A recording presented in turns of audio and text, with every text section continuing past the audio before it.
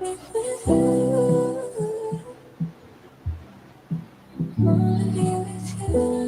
up, y'all? You know who it is, your boy Jaded Kiss, you know what I mean? Right now with Chris Strong. Shout out to Camden, New Jersey, all my niggas out there. Let's get right into it. Yeah! BTBTV. Chris Strong, man. Yo, born, let's get him, man. Yeah, never off plan. Used to get busy with them guns in my hand. 4 or 5 or a black 9 with a grand in my pocket and beef cool as a fan. BTBTV, we are not playing. Y'all just talk, we back it up and down. Sideways, F what y'all saying. We Kyrie and Kanye. This a boss talk, so you clowns should just fly away. Hop on the bridge, throw your frame off the highway. This not a game, this is business, this my way. Real talk, your opinion is nothing to us. We gon' stay on chill, long as y'all don't violate. But it's not fair. We could be cool or your worst nightmare. We the best, I swear. And you could be my friend or enemy, I don't care. And you better beware. Cause we coming for the whole pie and we don't share. No, it just ain't fair. But we the best, I swear.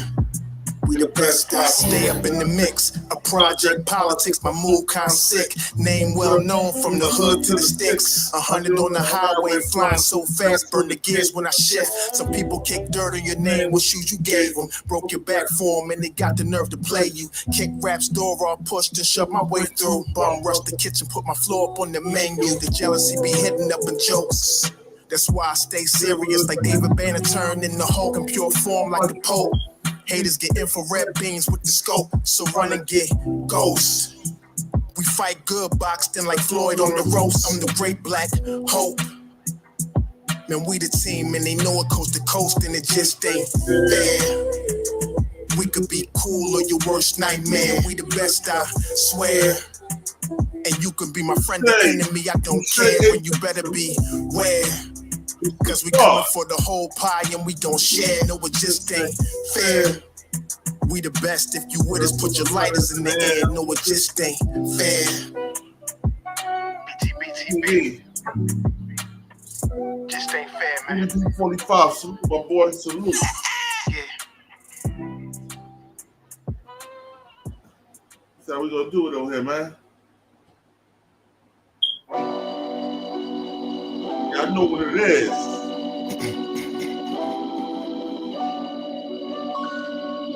Yo, Born.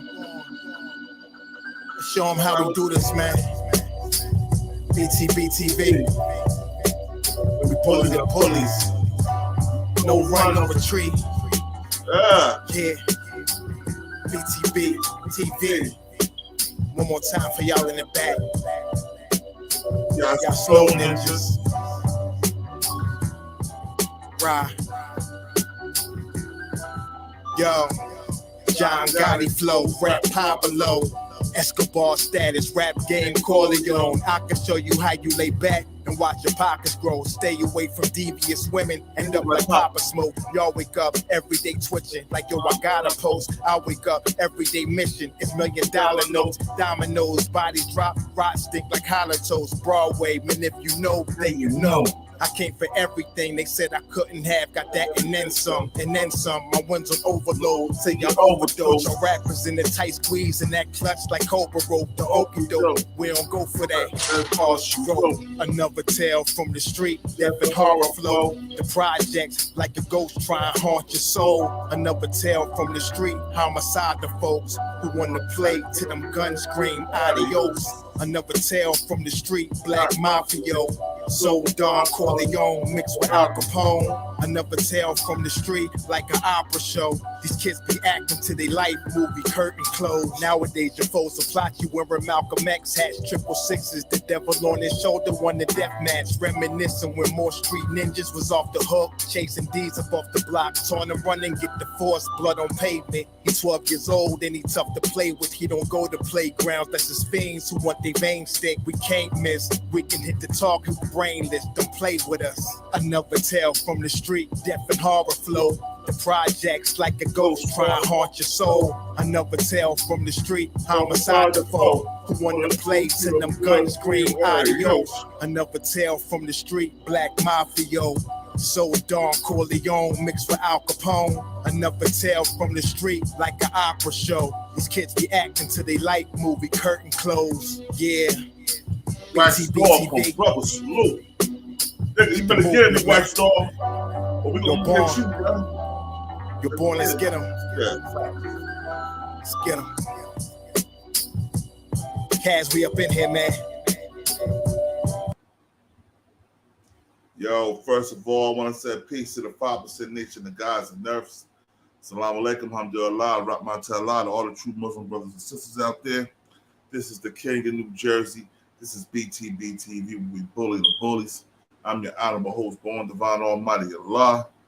And we ain't no Bloods or no Crips. We doing our own thing. BTBTV just started its own gang like, nigga, what? Yeah, nigga, what?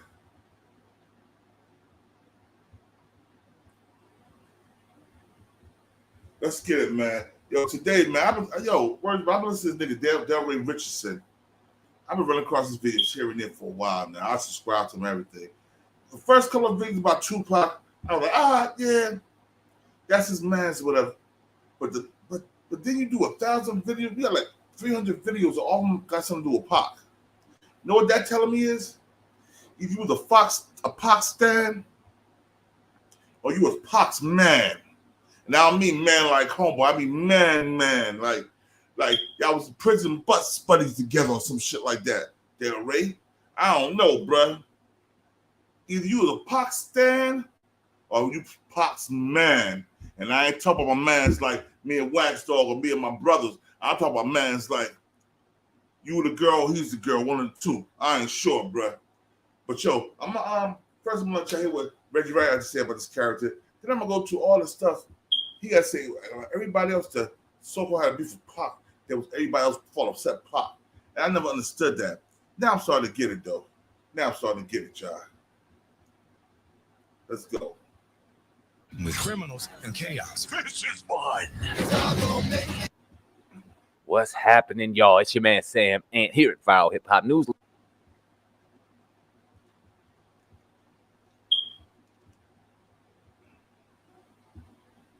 Saying that you were fired 17 days prior.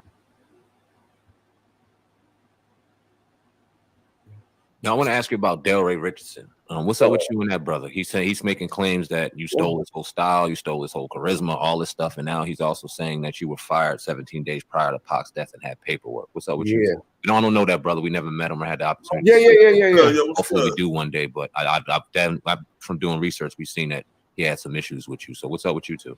Well, just that he's saying that all I have is 3 issues with the man, really. He's saying that Suge, number one, wasn't responsible for Tupac getting out on bail. I can refute that by Tupac's own words. I just say, y'all can believe, listen, whatever y'all want.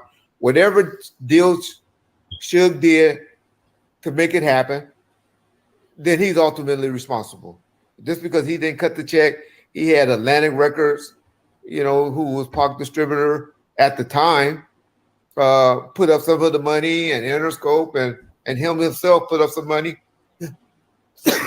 Suge ultimately responsible. If Pac would have came home, had a stroke, passed out, died, or whatever, that money was going to get billed back to somebody if they wasn't able to recoup it. And who has to pay it back? The person that signs on the dotted line for you. For some reason, he wanted to take that away from Suge. Pac said in his own words, you came, you got me out. I was free and clear with all my management deals and everything, and I signed with you. I wanted to be a part of the family and sign with you. I was like, why are you trying to take that away from Suge? Suge went up there. I rode on the plane to that little prison and drove in cars and slept in the limousine while Suge and David Kenner was inside of the prison with them, you know, from driving in a limo from Canada to, you know, upstate New York, Clinton Correction Center. So I'm like, why are you trying to take that? So that's one thing. The second and the most important thing is Suge was just his manager. He wasn't assigned to Death Row. Damn. Okay. That's not true. He was signed. He always hollering death row, death row. This his last song was hollering death row. But okay, well, why? I mean, why is Pac hollering death row? Why is all of that? But why are you trying to say he's not signed to death row? The paperwork got assigned to that was with Interscope and all of that got assigned to death row. And then 3, he always saying that Pac was going to leave death row. Who knows? We never heard that. It doesn't make sense for him to want to leave death row because number one, his attorney, David Kenner, was held on the appeal bond. You're not going to piss off the attorney or the people that's got the rights of trying to fight for you to stay out of prison. He had those people on record, the correction staff, the correctional officers, and everything. You go, can you see me now? That's all he was talking bad about them. Pac did not want to go back to prison, and so you're gonna now fire the only attorney that could helped you get out of prison. You're gonna fire him now. You're gonna leave the record company and go back to other people. What other attorneys out there that was working on that case? Or you heard that was in Pac ear at the time? If you was telling me, yeah, Pac was meeting with Johnny Cochran and Pac was meeting with this high profile attorney, then maybe he was gonna get rid of Kenner. But nobody ever says anything like that. Now me, on a letter, on a fax. Yasmin's son is the one that put that out there. It's not his son, it's a guy that's like his adopted son that was close to Yasmin. He and I've been talking. Yasmin will be coming on an interview with me on Bomb First to clear up all of this. She's saying that Pac had that letter drawn up when he was mad, mad about something, and it was faxed over to my office. I never got it. All the evidence showed that I never got it because why? Who's standing? What security guards are standing next to him? All the time when he was in New York. That's right wing guys that standing with him. Who guy? Oh, check this out. Well, I want to say something. Let me show my face real quick. Let me say something. Show my face real quick. First of all, I believe Pac did fire Reggie Records. Reggie Wright.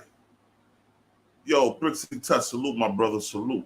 Because Reggie Wright wasn't even, they didn't even have no security when Pac and Suge got shot up.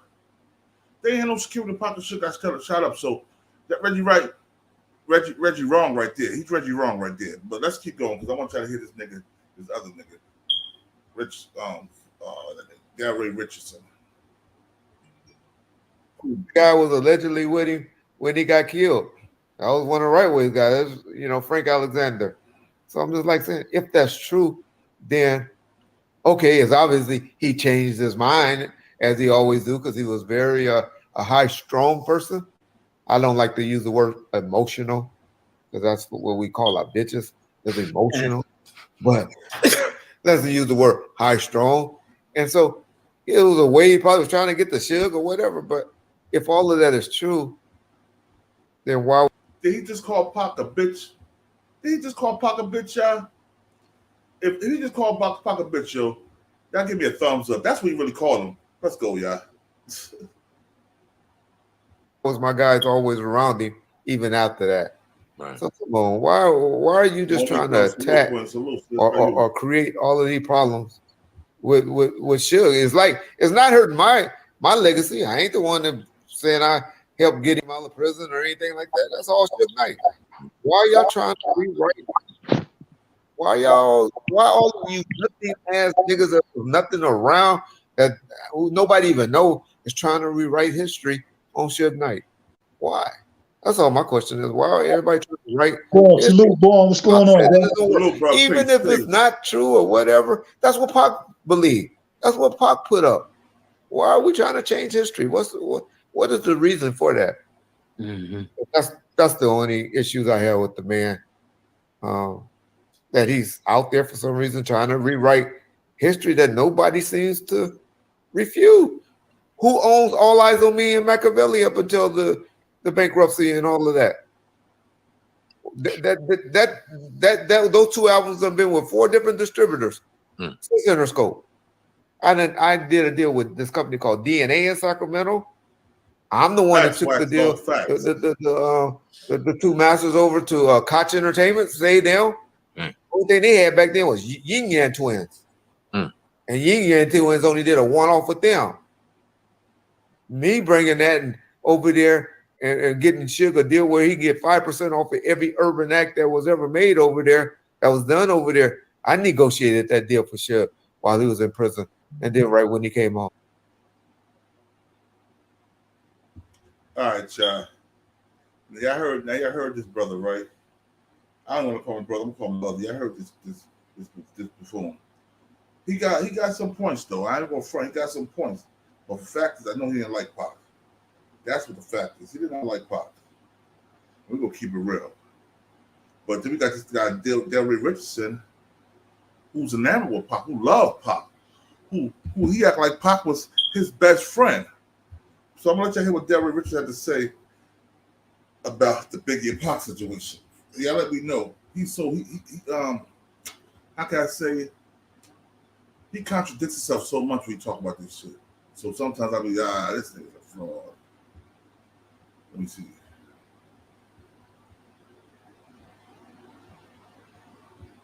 Hold on. Y'all go, y'all.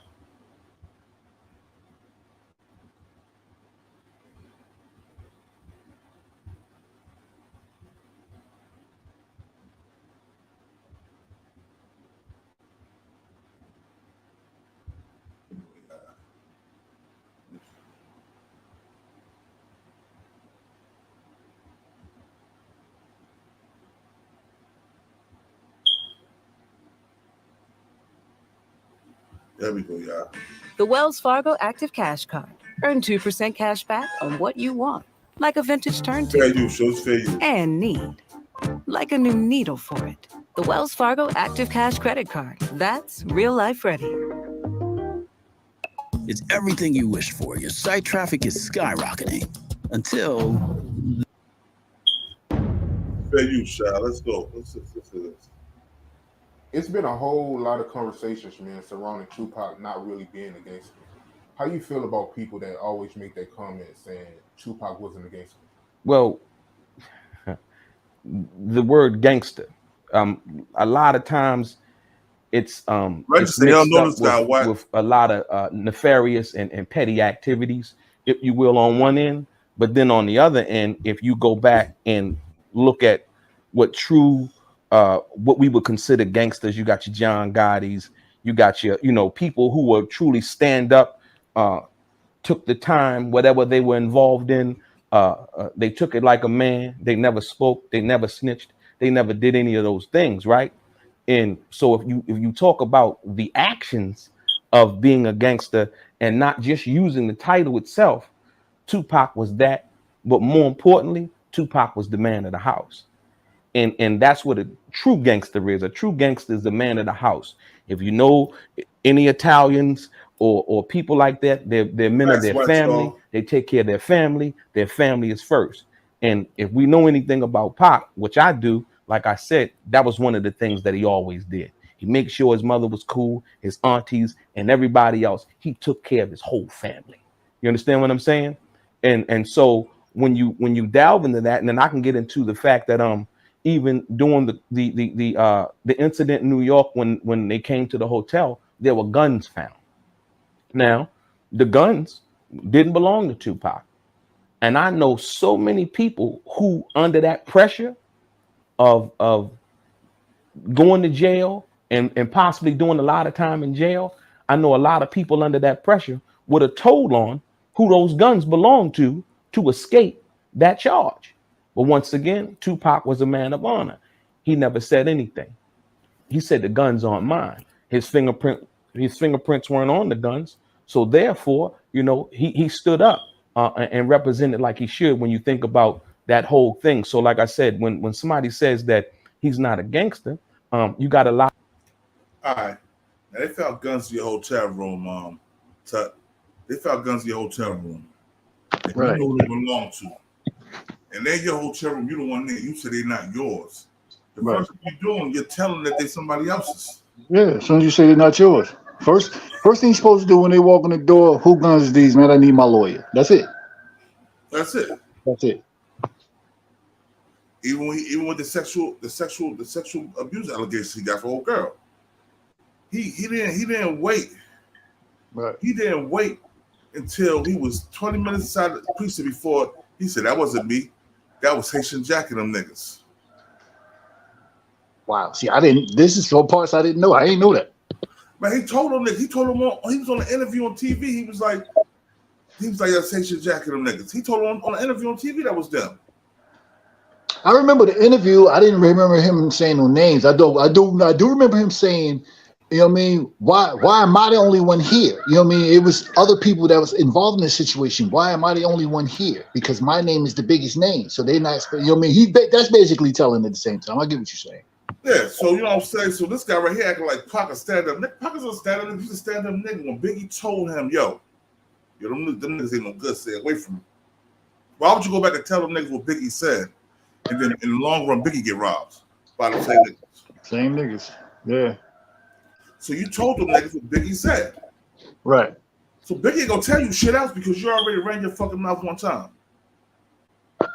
Exactly. And that's all this shit go back to the beginning of when Big and them when Big, from what I'm understanding, when Big first seen him around Haitian Jack and all the niggas, his question was, how well do you know these guys? I'm from here. I know these guys. How well do you know? I mean, even though you're from here, but you've been lived out in Baltimore and all the other shit. You really don't know these guys. And like you said, he went back, explained them, and told and told that Big told him to watch him or whatever the case may be. So, it's ugly when you look at it. It's real ugly. Yeah. So you pretty much Big man, you talking about Big was like your brother and you trusted him. He trusted you. He gave you your information, not to say shit to nobody. Man, I can go with that. I can go with that. Actually, believe it or not, I never looked at it like that. I looked at it as, you know what I mean, back then. You know, even though if you get deep into the situation now, that would be considered dry snitching. Well, back then that wasn't considered dry snitching because he never said a name. Jay Rollins said Mike Tyson warned Tupac about Haitian Jack too. So you got Biggie and Mike Tyson, two Brooklyn niggas, warning you about the company you keep, bro. And you're right, Tyson did warn him about Haitian Jack. Yeah, but they just knew that Mike Tyson had too much around her the way they couldn't do nothing to him. Yeah, hold up. Oh, let me find it. I know I've seen the video.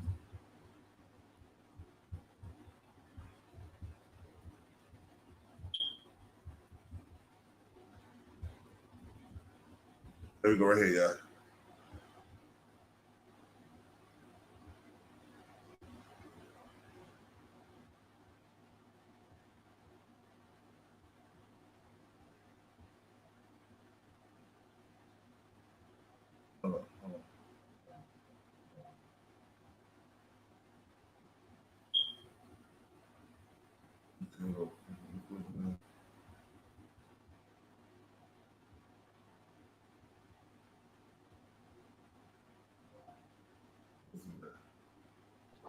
My question is, why Reggie Wright Jr. still talking?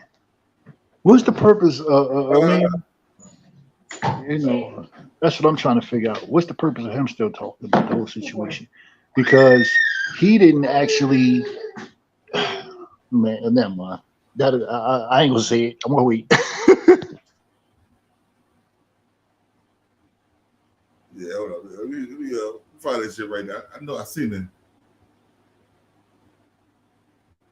Let me see. Here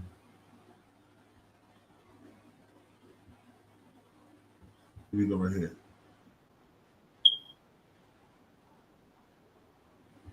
Here we go, yeah. I found it. Okay. Jack the scooter, and I used to say, "You out of your league."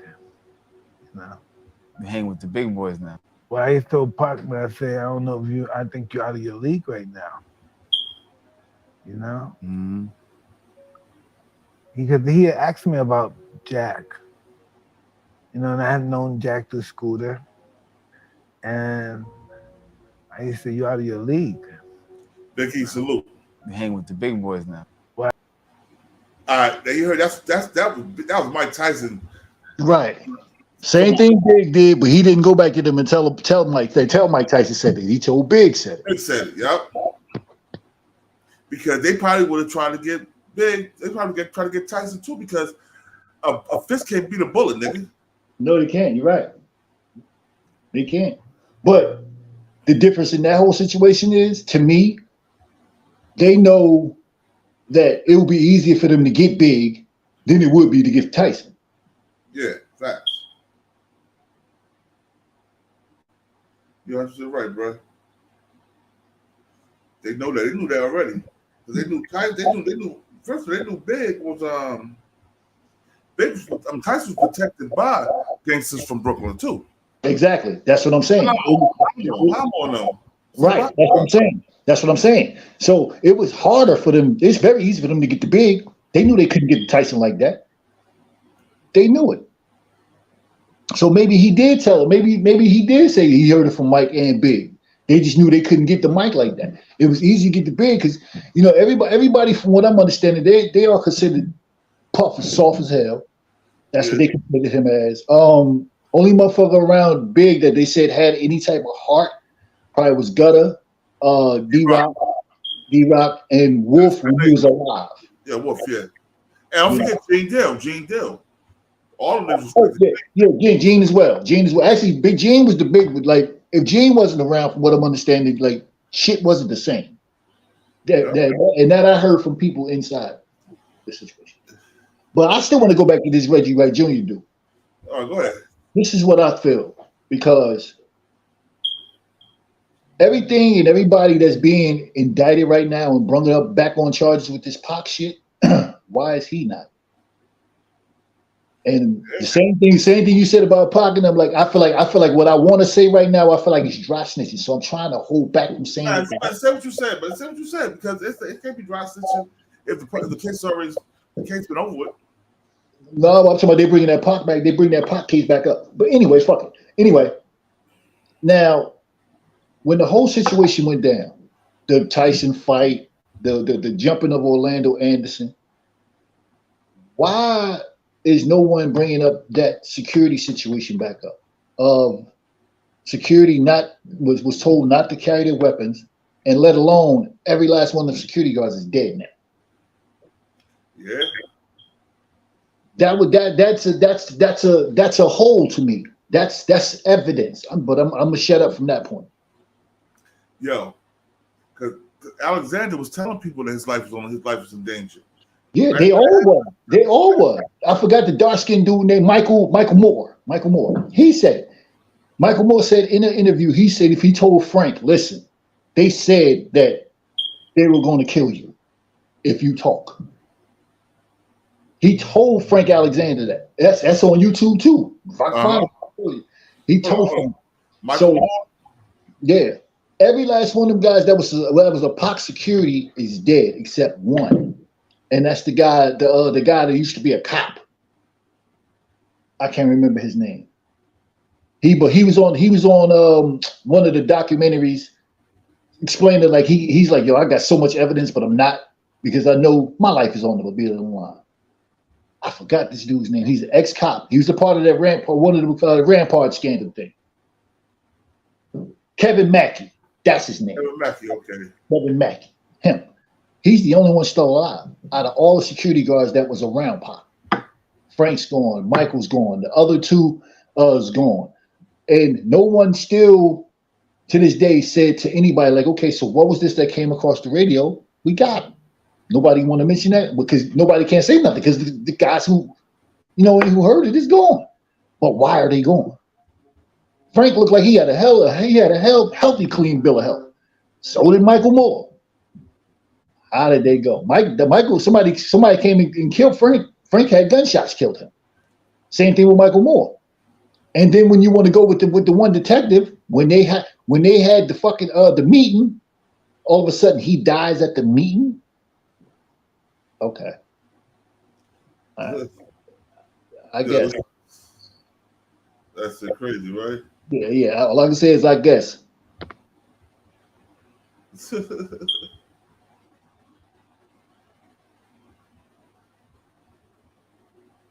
I like. Let me answer this. I like that. Hey, what's his name? Jay Rollins. Jay Rowland. I'm not sure how you put it, but you're absolutely right. Totally agree. You know what I mean? And I knew that most of the security guards was gang members. But I'm talking about the ones who was actually around, like the security guards that was around Suge was the gang members. The ones that was around Pac wasn't. Frank Alexander wasn't a gang member. Michael Moore wasn't a gang member. The other two guys wasn't a gang member. And the guy Kevin Mackey was a cop. So I mean, I get what you're saying, but you got to look at it that as well. All right, yeah, hold up. I think I found something with it. Hold up, I'm about to put it on pause for another 1 second. Here we go, y'all. It's fair use. The Light One, aka God. The last video I did some weeks back, Snoop Dogg's role in Tupac's death, Little Half Dead hated Tupac, Michael Moore, Death Row killed Tupac. The video received 450,000 viewers. 4,576 viewers. I wish, anyway, 4,576 viewers, 118 likes, and 21 dislikes. Shout out to everyone out there who viewed, who liked, who disliked. A quick shout out to everyone out there because I don't want to take too long of y'all time. Anthony Bryant, peace and blessings. That's my boy. He's not. If I mispronounce, I'm sorry. Right there, peace and blessings. And blessings. Sarah. That's my. Of Tupac was murdered, which was in 1996 at the MG Studios. Okay, so before the security staff, the entourage. Facts will be killed. Facts. They went when they touched down in Vegas. I'm sorry. When they touched down in Vegas. Okay, Reggie Wright Jr. denied it recently that he said no guns, which is bullshit. They had a meeting with the lawyer, that Jewish lawyer. We know who we talk. You know who I'm talking about. And Reggie Wright Jr. was the owner of Reggie Wright Security. So at the meeting, there was no guns. Okay, no guns. Okay, so keep in mind, y'all, Tupac was already paranoid because he was ordered to go to Vegas to do community service at the Club 662. So Tupac thought it was strange that the judge didn't send him to prison because that violated his parole, his probation, his parole.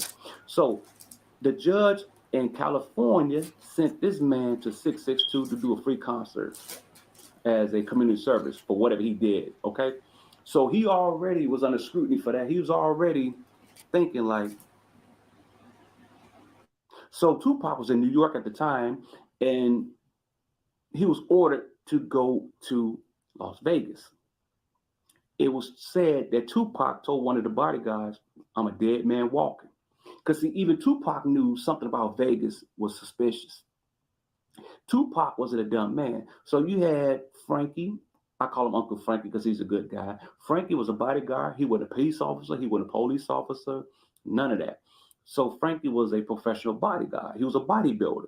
Frankie used to bodybuild. He used to, and Tupac and Frankie got along very, very well. Excuse me. Tupac had bodyguards when he first hit death row, and they kept rotating bodyguards because didn't nobody want to work with Tupac. Tupac was the kind of guy you couldn't tell him shit. And Tupac, in his mind, you're going to do what I say. And the bodyguards didn't want to work with Tupac. So Frank was the only guy that got along with Tupac. Why? Frankie let Tupac run it. If I have a bodyguard and this is your job to protect my life, I'm going to listen to every fucking word you say. So let's move on. So in Vegas, back to the Vegas. Stay with me, y'all. I know I'm talking kind of fast, but you got to have a sharp mind to understand what I'm trying to say to you. In Vegas, no guns. So now there's no guns in Vegas. First, Tupac was sent to Vegas, way to Vegas to do community service. Number two, no guns. So if you had guns on you, put them in your car, put them in your trunk. Do not carry no guns. Do not carry any weapons, no whatsoever. You cannot carry no guns. Okay, so fast forward the story. Michael Moore, one of the other security that was there. Yes, Mr. Moore, why would I give up my weapon?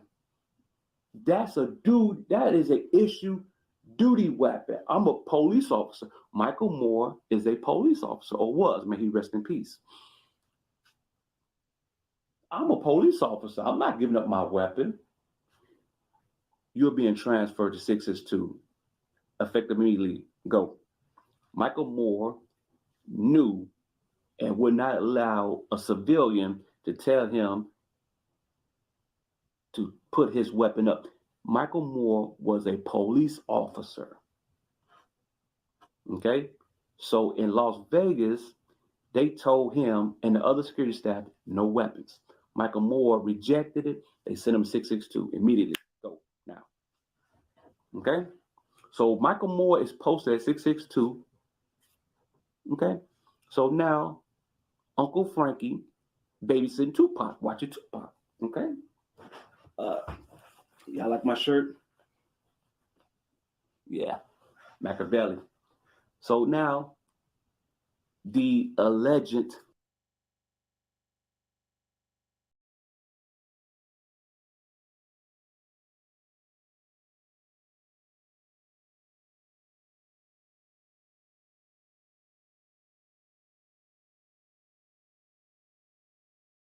fight you deserve, the mark of a fighter.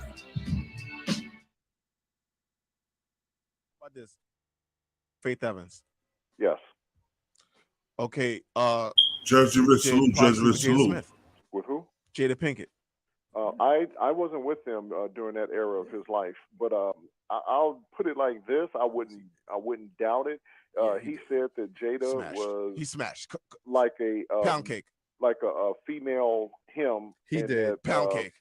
I'm gonna stop you right there. So he did. Next question. So all right, next question. I said I wouldn't doubt it. Next question. Did with all the lost files coming up, you know, detectives feeling like they want to go on retirement because of this and all that. People say conspiracy theory. That's what's up, bro. But who? You know, it's because of him talking. They said he wanted to be part of a certain elite group of people. Then he felt like the lifestyle that they was doing, they were trying to take his soul, and he wanted his soul back. So people felt like he had to go because he knew a little bit too much. Do you feel that Suge Knight set him up? That's a really good question. It's a very interesting question. Also, I'm gonna put it to you like this. This Frank Alexander talking. I listen really careful to this. I make no. Hello. Okay. I do that, Jody. 1996. The way I felt and what I thought about that whole thing with Suge Knight and the whole situation concerning Tupac and Suge Knight was completely different, because I couldn't understand how anyone would sit in a car with someone that they would put a hit on and trust that they wouldn't get shot when bullets was flying all through their car. I said it in Before I Wake, which plays on Fuse TV, and I said it in Got Your Back. You can find it at www.frank-alexander.com or amazon.com. So is that a yes or a no? Now, no, this you got to hear this. The thing about that is that was 1996. In 2001, Rolling Stone magazine came out with the Rampart investigation through LAPD. And when that came out, I read that article. I have that article. The whole Rolling Stone magazine was about this crooked LAPD cop story of how Biggie got killed and how Pac got killed. And then it named one of the bodyguards who was with me, that was my relief bodyguard for Tupac, named Kevin Hackey. And I can say this because his name is out there like that. And we did a documentary, and he came out and said that he was an FBI informant, and he was there to infiltrate death row for drug racketeering. Now, all along, when we were working together, I never knew that. No one never knew that. but the Rolling Stone magazine announced it. So Kevin Now on Paramount Network. This journey will be dangerous all the way to Oregon. sued them over it because they exposed him. All right. Oh, so after I read that article, and then I started seeing all these LAPD cops that was from the magazine. They had them in there, pictures of them dressed in red suits. Then I started thinking differently. All right. Then I started seeing different things about how a different theory and a different conspiracy could have happened. Who am I going to trust to sit next to me or trust to fire into my car if I would have set it up would be another police officer, someone that is well trained with using a weapon. I have 2 documentaries that go into that, and it's Tupac Assassination, Conspiracy, Revenge, and Reckoning. And I talk about those theories, and I talk about that. And my whole thought process completely changed from 1996 to 2001 after I read that article. Then I started digging and digging and digging and looking for dirt. When I started kicking rocks and rocks started turning over, my partner and I, we started finding dirt. And then other things started coming up. So my whole theory on Tupac's murder did a 360. So let me ask you this last question. Absolutely, to answer your question, absolutely. Somebody set him up. Now, the conclusion recently, within the last week or two, the last 2 weeks, 3 weeks, the FBI released a 349-page document saying that in their findings that Suge Knight and Reggie Wright orchestrated and put a hit on both of them, Notorious B.I.G. and Tupac Shakur. That was the FBI's findings after they released their findings and decided to close the case on that murder investigation for them too. Now, that's what they wanted to do. The FBI did that. And the only reason why they can't bring anyone to trial is because... Yo, did you hear that? Chuck, did you hear that? I heard it. I heard that. I done seen this interview 7 to 8 times. I heard it. Yeah, I got to shout out to my boys, my boys and shit. Hold on. Hip Hop News on Sis. Yeah, everybody gotta check them out. Definitely. I always because they had 17 informants, and all of them said no, they wouldn't testify. So if you don't have no one to testify to the facts, you don't have a case. The DA is not going to take it. So LAPD, being Biggie's jurisdiction of where he was murdered at, and then Las Vegas being Tupac's jurisdiction where he was murdered at, they're cold case files, and it's going to take somebody to have to solve them. Do I believe that the person that pulled the trigger on both of them are dead? I would say Tupac's killer for sure is dead. The other one, I can't say as far as Biggie goes. I believe Tupac's killer is dead, though. But I believe this. It was definitely set up. No, both of them. It was set up. Based on your rock uncovering and flipping over, do you or did you see or were you leading to the fact that Suge had something to do with it? And Puffy. Now you say and Puffy. I don't know. Here's the truth. Okay, I don't know absolutely one thing surrounding Biggie's death. I cannot answer not one question surrounding Biggie's death for 2 reasons. One, I was no longer working with Death Row and the security company. I was long gone. By the time Biggie was killed, I was unemployed, writing my book or whatever I was doing. So I cannot answer anything concerning Biggie, Puffy, because I don't know nothing concerning Puffy, being P. Diddy now. I believe that someone out of Death Row's camp knows who set up Tupac's hit, is what I believe. Based on your rock uncovering and where you were leading and things you were seeing, do you believe that Suge had something to do with that? What I believed in 1996, yes or no? What I believe today, I would more or less point my finger to yes than no, and that being because we interviewed witnesses and people that testified on camera in my documentaries, In my documentaries, that Suge Knight and Tupac had a vicious fight in New York at the MTV Awards, and Tupac told one of the bodyguards after he was finished with a video shoot. They're walking him to the airplane. He told this bodyguard, who's a real good friend of mine to this day, he said, "I'm a dead man walking." And he said, "Pac, why would you say something like that?" He said, "Because I don't want to go to Vegas, and I got a bad feeling about it." And that was September 6th. It was a Friday because they had just finished shooting Toss It Up. That's when the Movie Records, I think, was starting out. Who was the He wanted to leave. Who was the big enticer for him to go to Vegas? Well, here's the other thing. Everything, you guys are really good because everything that you're asking me, all these questions are in my book. Why, thank you. We just started radio yesterday. Tupac had some family matters that was going on in Atlanta, and he really didn't want to go to Vegas. He really wanted to go to Atlanta to deal with the problems that was going on with his first cousin, which was one of the outlaws. And this is in my movie, Tupac Assassination Reckoning. It's in that movie. And it's not even that I'm telling it. His family, Tupac's family, is telling that whole story. And he did not want to go to Vegas. He was not going to Vegas. And he had his mind changed and persuaded to go. By who? By who? By Suge. Does that have anything to do with him wanting to leave Death Row and start a Movie Records? That there, when we were on Gridlock and all of that, they had already called an audit on Death Row.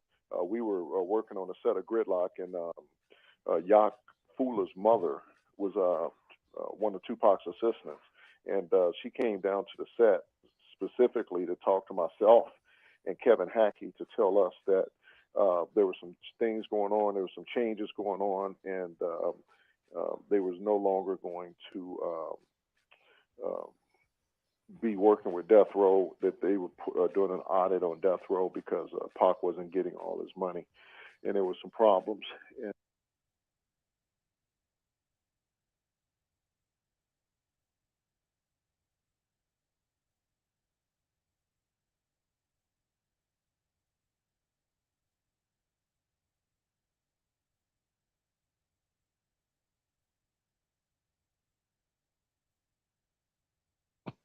What happened? That's the end of it?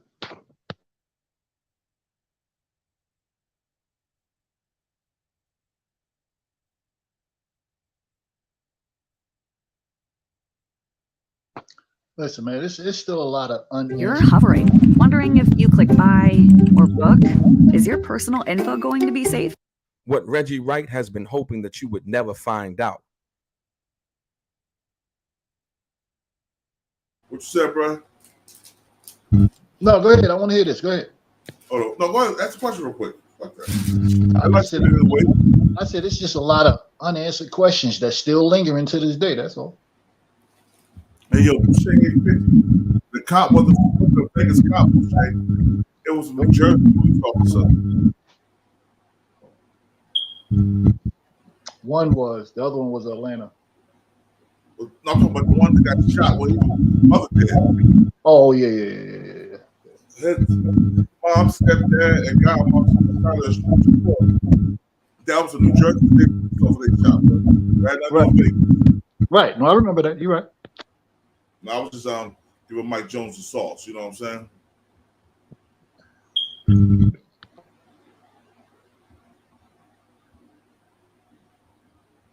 Rest in peace, Frank Alexander. Rest in peace, Frank Alexander. Now I'm going to go ahead with this light skinned clown got to say. This is fair use, fair use. And how mixing lies with the truth is an old police tactic to leave you confused and off the trail. And how Suge Knight was the one who was really let down in Vegas that night, distinguishing a record industry event to a personal event. Let's get into some of this straight game. Yeah. And what he's actually running from. The thumbs up button is very much appreciated. Subscribe to the channel if you haven't already. Tell a friend.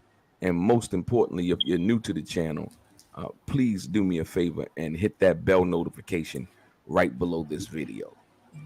I got some information for you guys today that I've come across in my research. You know, I like to thoroughly research things. And I want to tell you this, and I tell you this humbly. I've come to understand what Reggie Wright Jr. has been hiding and what he's actually running from, the truth that he's running from, right? So what I did was, you have to understand, and I'm going to break it down to you like this. Reggie Wright Jr. said on Bomb First, when John first asked Reggie Wright in regards to him, the letter being fired or something like that from Tupac firing him, right? And he said he got a letter, and he basically said that this letter came in around April, if you will. And I'm going to tell you flat out, that's a lie. That's a lie. He never received a letter in April. My sources tell me there was no letter in April. The only letter that Tupac sent was the letter in His August. sources, bro. His sources, yeah, right? On August 27th, 1996. Now, let me tell you why Reggie Wright would say that there was an earlier letter. By suggesting that there was an earlier letter that he received, if he received that letter, I'm sure as a businessman, he probably would still have that letter somewhere filed up, even after all of these years.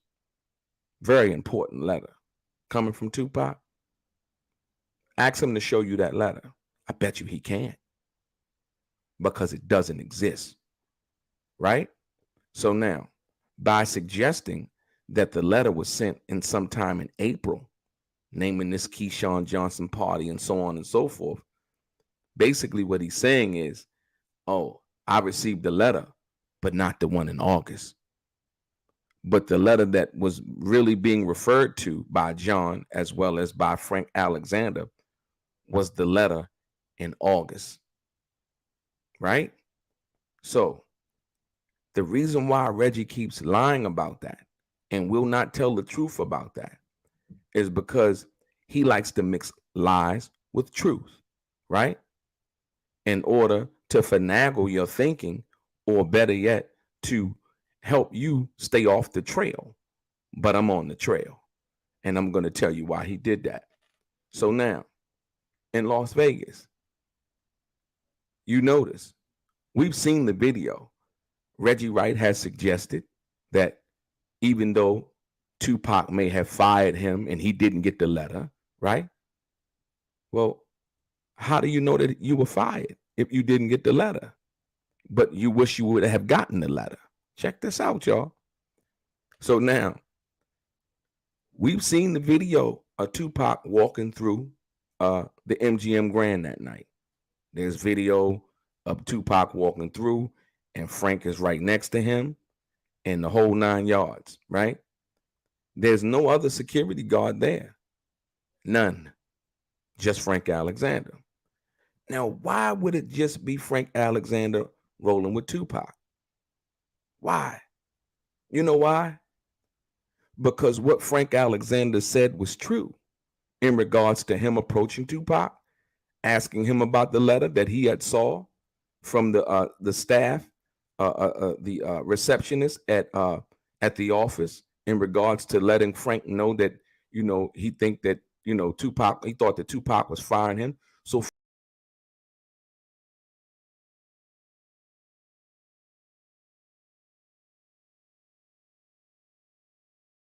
just had again, it's too much. First time you met Tupac, man. Give me the backstory on that. 93.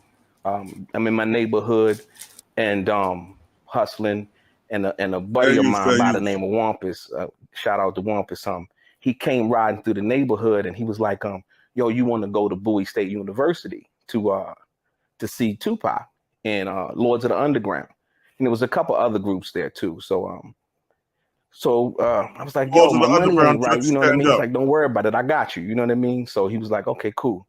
So we go up to Bowie State University, and when we get there, you know, it's popping, Lords of the Underground, you know, places packed. It was actually their homecoming. And so when we get in there, I see one of my girlfriends, my homegirls, and she was up there. I was like, yo, what you doing up here? She was like, I came to see Tupac. She was like, I know him. I'm like, you bullshit. You know what I mean? She was like, nah, and she was bad, right? So I said, well, introduce me to him.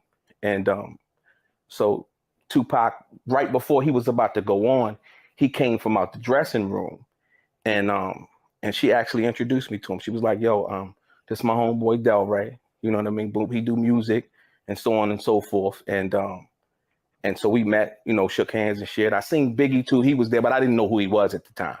You know what I mean? So I seen all of those guys, the Live Squad guys. I didn't know who they were at the time. And so yeah, that was, you know, when we initially first met.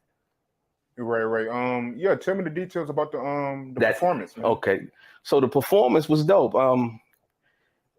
I can go into a lot about what that relationship was and a lot why Tupac was so mad. Well, that night in particular, I didn't know who Biggie was at the time. And Tupac was like, before he would perform Keep Your Head Up and all of that stuff, he would stop his show. And that night in particular, he had stopped his show and he let Biggie, who I didn't know at the time, perform, you know, and it was a song, Party and Bullshit. You know what I mean? Party, bullshit, and the whole 9 yards. And so so he performed, you know, and the night it was a wonderful night. You know, they had a couple of little skirmishes in their fights and shit like that. You know what I mean? But for the most part, it was a wonderful evening. Nigga, how many times you guys say you didn't know who Biggie was? You didn't know who he was. You said it the first time, nigga.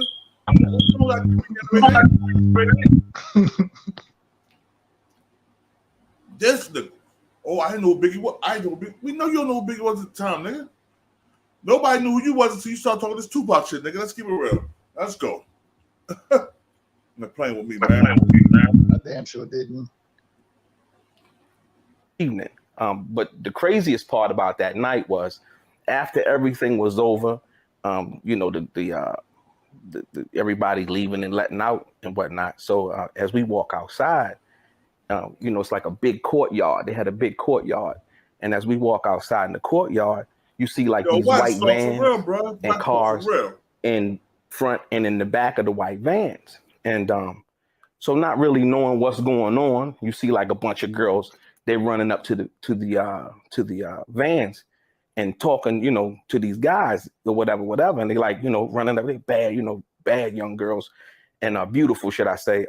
And so as they're walking up there, you got these other guys standing in the courtyard, basically, and they start throwing shit and was like, you know, fuck them niggas, you know what I mean? And so on and so forth, you know what I mean? I was like, wow, like, you know, what the fuck is going on, you know what I mean? And so they start throwing bottles and stuff at the vans, you know what I mean? And the girls, they start moving out of the way. So all of a sudden, the doors to the vans pop open and Tupac and them jump out the van. And they start with the guys that was throwing the bottles. A couple of them ran, but they caught Tupac and them caught up to like two of the guys. And so they caught up to two of the guys and they whipped their ass. You know what I mean? And so as they were fighting, the guys who had ran had definitely came back. So they came back to try to, I guess, help out the dudes. And when Tupac and them seen that, they ran back to the van and, you know, closed the door. I don't know if they thought that the guys went and got guns or whatever. They went and, you know, went and did. So they went jump back in the van, and the guys were actually picking their friends up off the ground and trying to help them out. And a couple of the dudes were still like throwing shit. So they didn't have no guns and all that. They were still throwing shit. So the next thing you know, the van door come open and Tupac jump out there with the gun and shoot up in the air. Back, back, back, back. Thug life, motherfucker. And then everybody ran. You know what I mean? Like everybody that was on the courtyard, you know, because once people seen the commotion, they basically kind of came towards the commotion. But when he jumped out there, back, back, back, thug life, motherfucker, everybody just ran. And like people, the cars that were parked in front of the white van and behind it, they started jumping curbs because it was like a curb in between. It was like a lane, and they start jumping curbs and the whole 9 yards. It was like pandemonium, man. And that was my introductory to Tupac and Thug Life, my first initial introductory to that. And it was a crazy, crazy night, man. Like I said, I'll never forget it. It was wild. It was wild. Wow, man, that's crazy, man. Yeah, man, I want to backtrack a little. So Tupac was really helping out Biggie, and he was really letting him open up for his shows and all that, and perform, you know, on his shows and stuff like that. Absolutely, absolutely. It was like I said once again. I didn't know who Biggie was at the time, but that night, and like I said, that's actually on my friend. And I forgot to say that my man Big Butch. I used to be a lead singer for a go-go band, and in DC, go-go music is real popular. I don't know if you heard of it or not, but I used to lead sing for a band called Those Boys, and Big Butch, he was the major promoter of all the go-go bands, EU, Rare Essence, Junkyard, all of the bands in DC. And so once I got into the venue that night, I seen him, and I'm like, Butch, what's happening? He was like, this my shit. You know, I'm doing this. This me right here, right? So I'm like, okay, cool. Niggas like that. He didn't tell them niggas like that. He didn't tell them like that because that Pac would go back and tell them niggas that he didn't want the heat like that. You understand? And then Biggie didn't have no money to give Jasmine Guy or none of those people for Pac defense. And nobody was telling that nigga, do a show, do something, and have all proceeds go to Pac. You know, they wasn't schooling Big like that. Big was young. He didn't know, bro.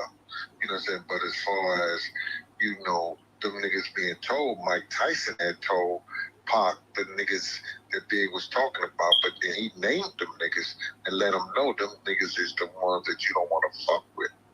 You understand what I'm saying? Yeah.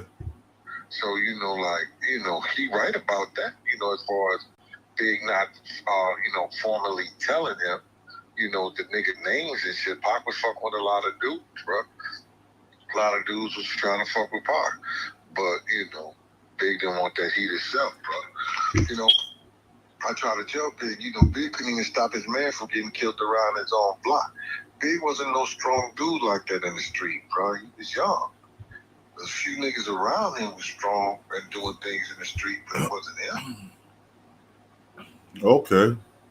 All right, that's what it is. But you know, they were talking about. I remember when that shit happened with Big at the after party when Biggie went to in California with FBI had him followed, talking about Big was under investigation by the FBI for dealing with the mafia family. Gangster shit that them was doing, and he was fucking with them. You know what I mean? Okay. Them was fucking with the Genovese mob. Yeah, I see the paperwork on the Genovese and how they was following Biggie, and I'm like, how the hell they didn't stop that shit from happening? They was right there watching them. That's all I was worried about. How you didn't stop him from getting killed, and y'all was out there taking pictures?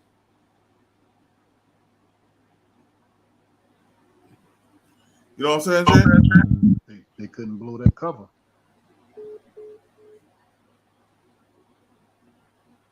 Hold on one second, yo.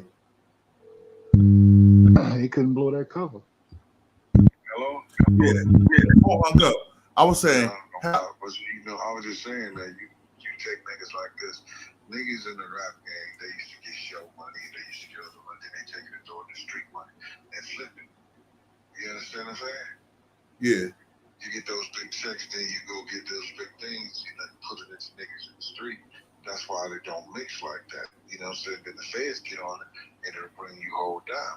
So if all of them is getting money and doing big things with them Italian boys or whoever they was doing it with, you know what I'm saying? That comes back and it goes down on Big now because them niggas investigate the whole thing. People don't understand the feds got 2 to 3 years to investigate a whole thing before they can bring you on, and then they can bring you up on charges at any time within those 2 to 3 years. Yeah, but what I was saying is, why wouldn't they? I'm sorry. Go ahead. Go ahead. Well, I was saying, why wouldn't they stop that assassination from happening? They was right outside the party. They was right outside. You know, like it's like that. They got enough film. They got enough thing like that. But what happens is this. You know what I'm saying? And I'm gonna speak for myself. Yeah. The feds knew I had one of the parolees had paid one of the biggest hit teams in New York to kill me. This is all documented and everything. Yeah. You understand? They paid the lynch mob to kill me. Oh, damn. You know what I'm saying? But the lynch mob, they took it. 8,000 and a half a Kia Coke to kill me. But But what they didn't know was this. P.O. Deal and Big Gene was the same person. So when they came to kill me, they found out that P.O. Deal and Big Gene was the same person because my brother was at the door at the party that came to do something to me. My godbrother, Slick. Oh, Slick. Okay, Jane. Yeah. Oh, I remember you talking about your godbrother Slick. Yeah, he was Slick in our family, right? Right, yeah. Yeah, yeah. No way, what you doing here? He like, yo, man, you know this nigga they talking about P.O. Deal? He's a P.O. big nigga. He be partying and shit like that. He was like, yo, Gene, come here. And I'm like, yo, what up? He said, tell Lou your name. I said, Lou know my name. I was like, what up, Lou? We gave each other dap. You understand what I'm saying? Yeah. We gave each other dap. He said, yo, tell Lou your name, Gene. I said, Lou know my name. He said, yo, Gene. He said, tell Lou what you do. I said, Lou know what I do. He said, yeah, you're a CO. I said, no, I'm a parole officer. Named Gene Deal. And nigga put his head down. That stopped me from getting killed that night. You understand what I'm saying? Yeah, definitely. So what I'm trying to say to you is that it's like niggas, you know what I'm saying? You can know a lot of niggas, but niggas don't really know you. Yeah, true. You understand? A lot of niggas knew me from Big Gene, but they didn't never know I was P.O. Deal. P.O. Deal. Yeah.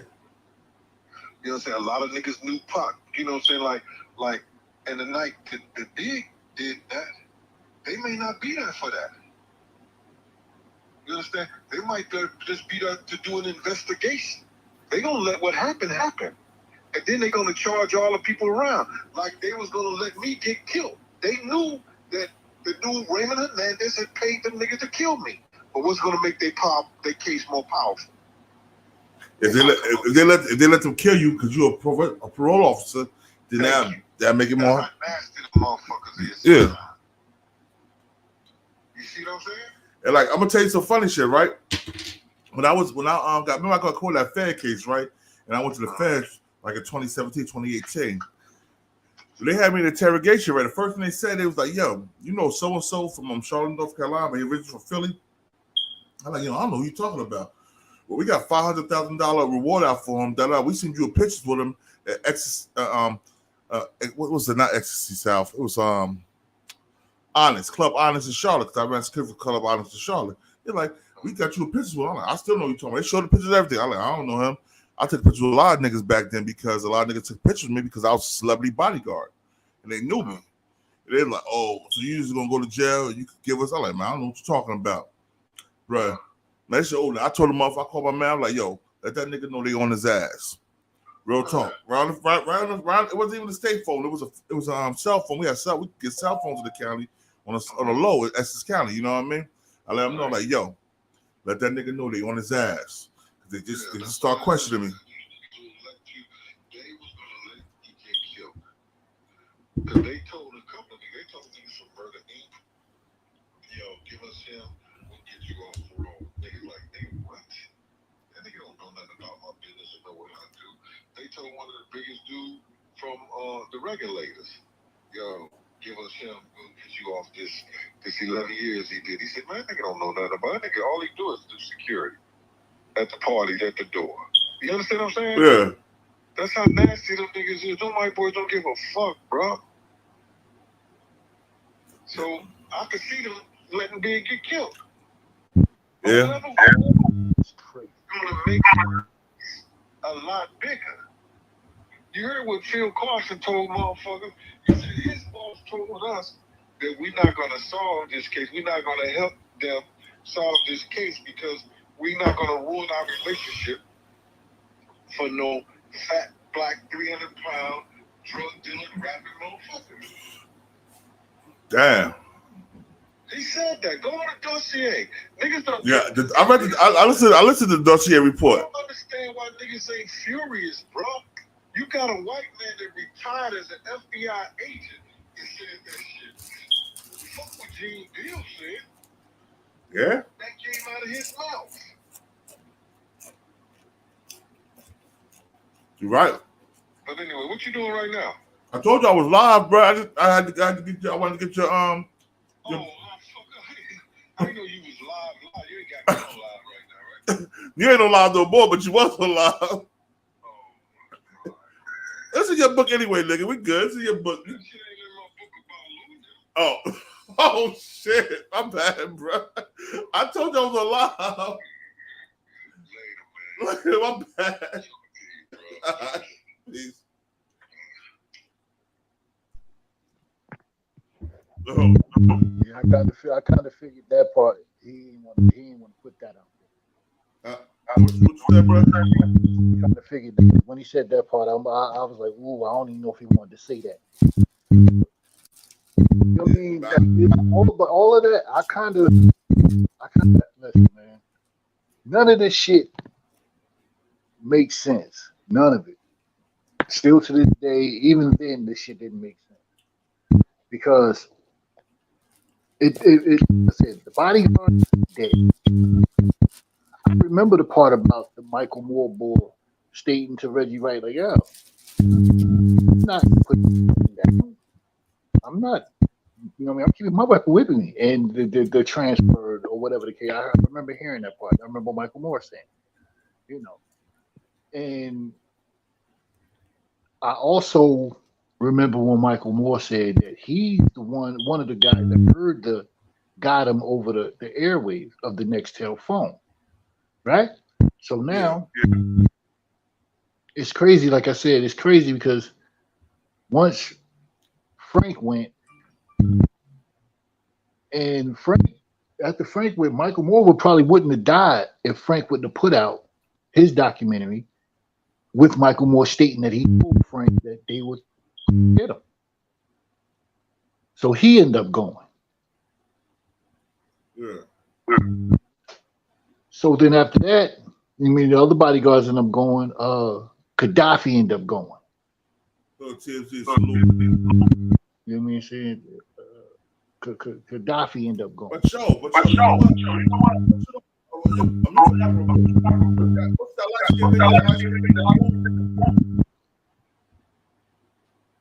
What light skin nigga? You talking about Gaddafi? Gaddafi, not talking about Mo, not Gaddafi, Mo. The youngest. Oh yeah, Mujan. From Everton. This nigga been running his mouth for the last 2 years, so everybody podcast, bro, and talking about I don't rap no more because of my Islam beliefs. But you telling a lot of shit, nigga, what your Islam beliefs. Come on, man. I don't understand that shit, bro. I don't get it either. I don't understand it. OG classic Joe. I don't get it either. You know what I mean? I haven't seen nothing he was on, so I would have to go look. Yo, bro, he's on hard dog. Black. Like, hard dog, 3-4 times. I gotta go check him out and see what he's saying. You know, but it's still, it just don't make sense. Like the people who Napoleon. Yeah, the same person. Yeah. The same people who really knew, I guess, who knew too much, they got rid of. But Reggie's still around. Suge's still around.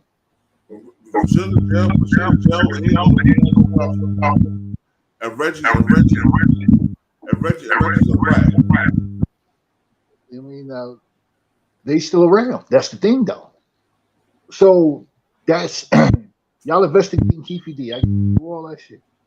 But y'all mean to tell me with all of that shit that y'all got, none of that shit is pointing towards Reggie? None of it?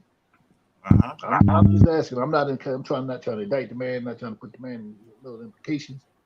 But yeah, it's people said Reggie, or the hit on Biggie. I've heard that myself. Huh? I heard that. I've heard that several times. I believe that shit. I believe, man. A lot of that shit I believe because, man, I'm a street nigga, man. So a lot of shit I see that shit like that. Exactly. Especially when you got the money. It ain't hard at all when you got money. No, especially when death row. Well, shouldn't that be locked up? First of all, we talking back in '96. It was nothing to find. It was nothing to find a wild boar. Give him $2,000, $3,000, $4,000, $5,000. Like, yo, man, I need this nigga off. Facts only. You know what I mean? But see, I still feel like the person who got big, I don't think that was a regular street dude. I don't, because you knew when to stop the car, how to fire. You know what I'm saying? And you. Yo, that was the Afro Wild Muslim nigga that was for Sugar them. I mean, it's very well believable. Gene said, like, all the dogs and then OC said the same thing. Yeah, exactly. But they keep saying it was a boy named Poochie. That's what they blame, because Poochie is dead. So they blame Poochie for that. You know what I mean? So I don't know. It's just like I said, this has been over 2 decades of entertainment, 2 decades of lies, 2 decades of 2 decades of 2 fucking police departments that's been in scandals for years, and still, you know what I mean, this department can't solve this murder. Everybody that get close to solving this murder end up A, retiring, or B, dying. You know what I'm saying? So, like I said, this is more entertaining for motherfuckers than it is really trying to figure out who killed these 2 icons, man. You know what I mean? It's beef for hip hop. Like, this hip hop beef shit is different nowadays. But before, let me this shit real quick. Let's do this shit real quick.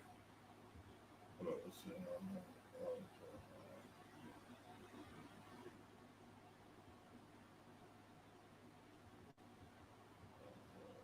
I'm gonna find it right now, bro. 1 second.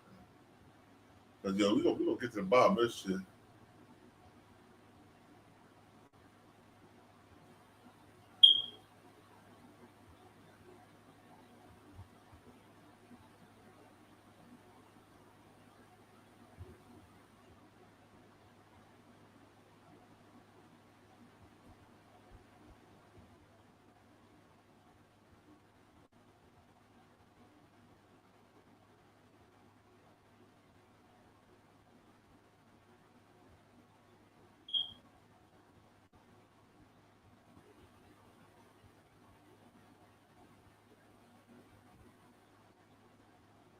Okay, 1 second.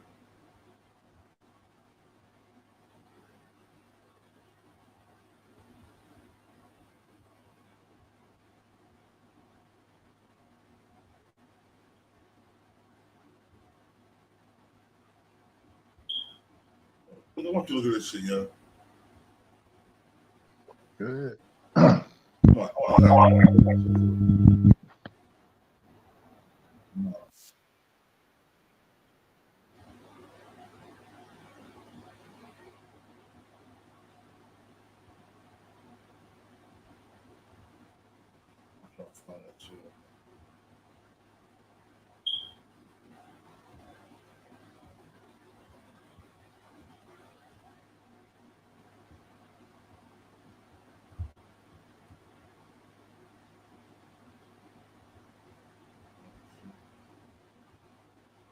I want to see how this thing contradicts itself. Here we go.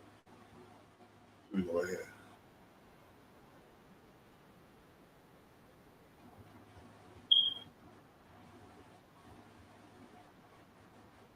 And how come Gene only was interviewed like 1 time? But then again, I wouldn't. I mean, I get it. He's the bodyguard. He only could do what he was supposed to. Not saying he had anything to do with it, but I can take it from hit the thumbs up button, subscribe to the channel, pass the word hit the bell notification if you want to be notified when I drop some more of this straight game. I'm gonna get right into it. This question comes from a brother from Oakland, California, and the question is, do you think that Tupac was jealous of Biggie and knew that Biggie had nothing to do with him being set up in New York when he was shot at Quad Studios? Interesting question. Very interesting question. I can take it from some of the things that Tupac had said in regards to Biggie in his last interview, and also the interview that he had did with Sway. But Biggie's not a player. He's never been. He's never had bitches until he got some fucking money. That's a trick. That's not a player. It's not a popper. So my point was to prove him wrong. I took everything that he glamorized and I personified it. Right. I think there was a bit of a jealousy or competitive bravado, if you will. And the fact of the matter is, when Tupac was in jail, you must understand, and felt like he was abandoned by most of the people that he had looked out for, Biggie included. Biggie's song, One More Chance, was the #1 song in the country. So you can imagine, like Tupac said, how he felt. But I think, that Biggie had to do something for him, or perhaps wasn't sending him no money or anything like that. People get a little bit of jealous and a little bit mad. It wasn't like when Tupac was doing the things that he was doing for Biggie, he expected anything in return. Because a lot of times, like I said, once again, we make that mistake thinking that some of the things that we're going to do for people, that they'll do them in return. So from that perspective, I think that there was a little bit of, edge of jealousy, you know what I mean? You and your feelings, and, Biggie on top of the world, knowing what you had done for him. And this is a personal thing for Tupac, not that everybody else can, say what he felt. I'm talking about what he talked about and how he said the things that he said. You know what I mean? Because him being shot at Quad had nothing to do with him being with Faith. That was a move that you would make, you know what I mean, to show somebody that, yeah, you ain't who you say you are because I slept with your wife. You understand what I'm saying? Like, you ain't that much of a baller, and you ain't that much of a big papa and all of that, because I slept with your wife. You know what I mean? That's proving a point beyond saying that, yo, you know what? You set me up and you had something to do with what was going on, and so on and so forth. So, if you want to be able to decipher between the two, I would have to say, yeah, that was basically Tupac basically trying to prove a point. And proving that point, it comes from a place of wanting revenge, wanting to get back at, you know what I mean, and feeling like somebody had disrespected you or had lost respect for you or not respected you at all. And so, yeah, I think, a little bit of, a little bit of jealousy, a little bit of,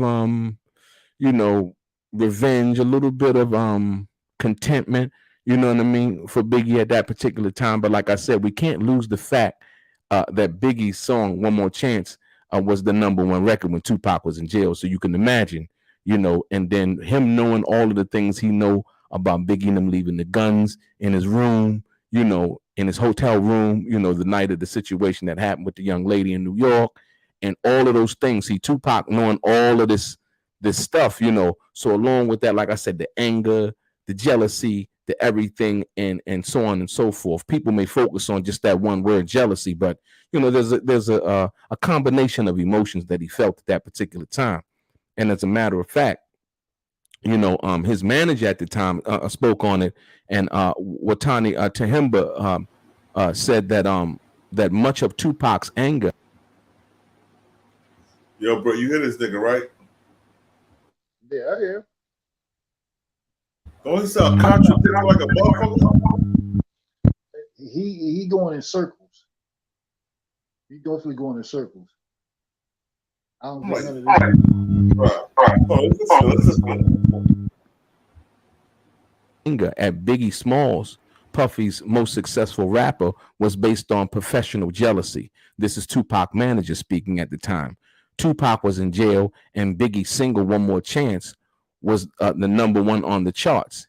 In an interview with the Source magazine in 1996, Tupac, that's when he had claimed he had been sleeping with Biggie's wife, the singer Faith Evans, and he went to so far as to taunt Biggie about it in a song.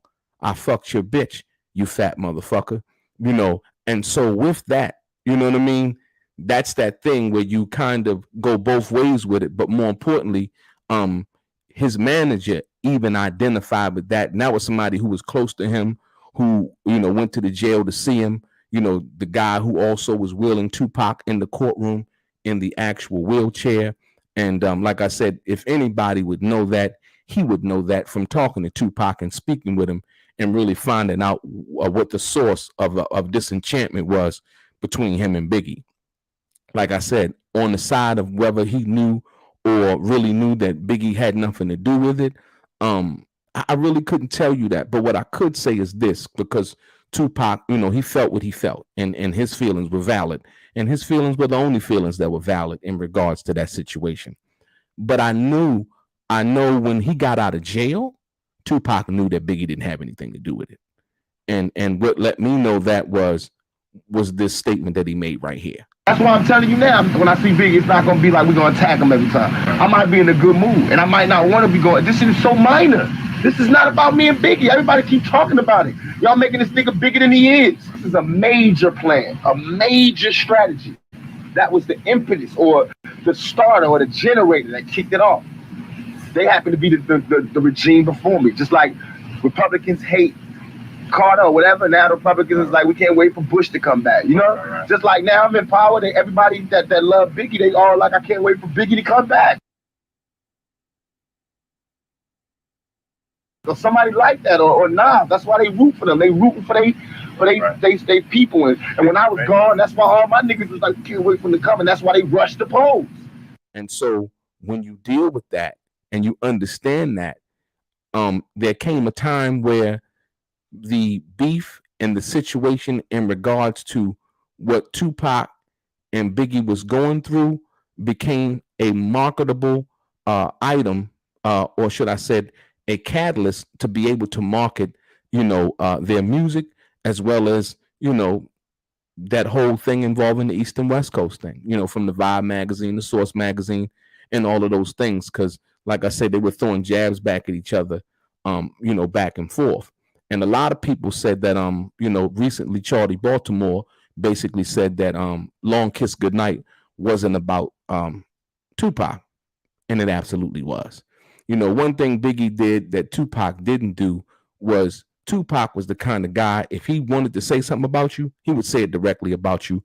You would hear your name. You would know that it was from him and it came from him and it came from his heart or whatever he was feeling at that time. Tupac was a direct shooter. Most people know, who listen to hip hop and study the game and know, you know, you don't always have to say somebody's name. You know, you don't always have to, you know, be direct. And Biggie was one of those guys that knew how to throw a real good subliminal shot at you, and it might be something that just you and him know. Like when he said, please blood flood your dungarees, and that's just the half of my warpath. And then when he said, laugh now, cry later, I knew before I was sent the video just recently. Somebody sent me a video showing me, you know, that, you know, but I knew about the laugh now, cry later tattoo on Tupac before that somebody sent me this. So I knew what it was, and I knew it was in reference to. And another thing with the blood floods your dungarees meaning the blood on your dungarees when you were shot at Quad, right?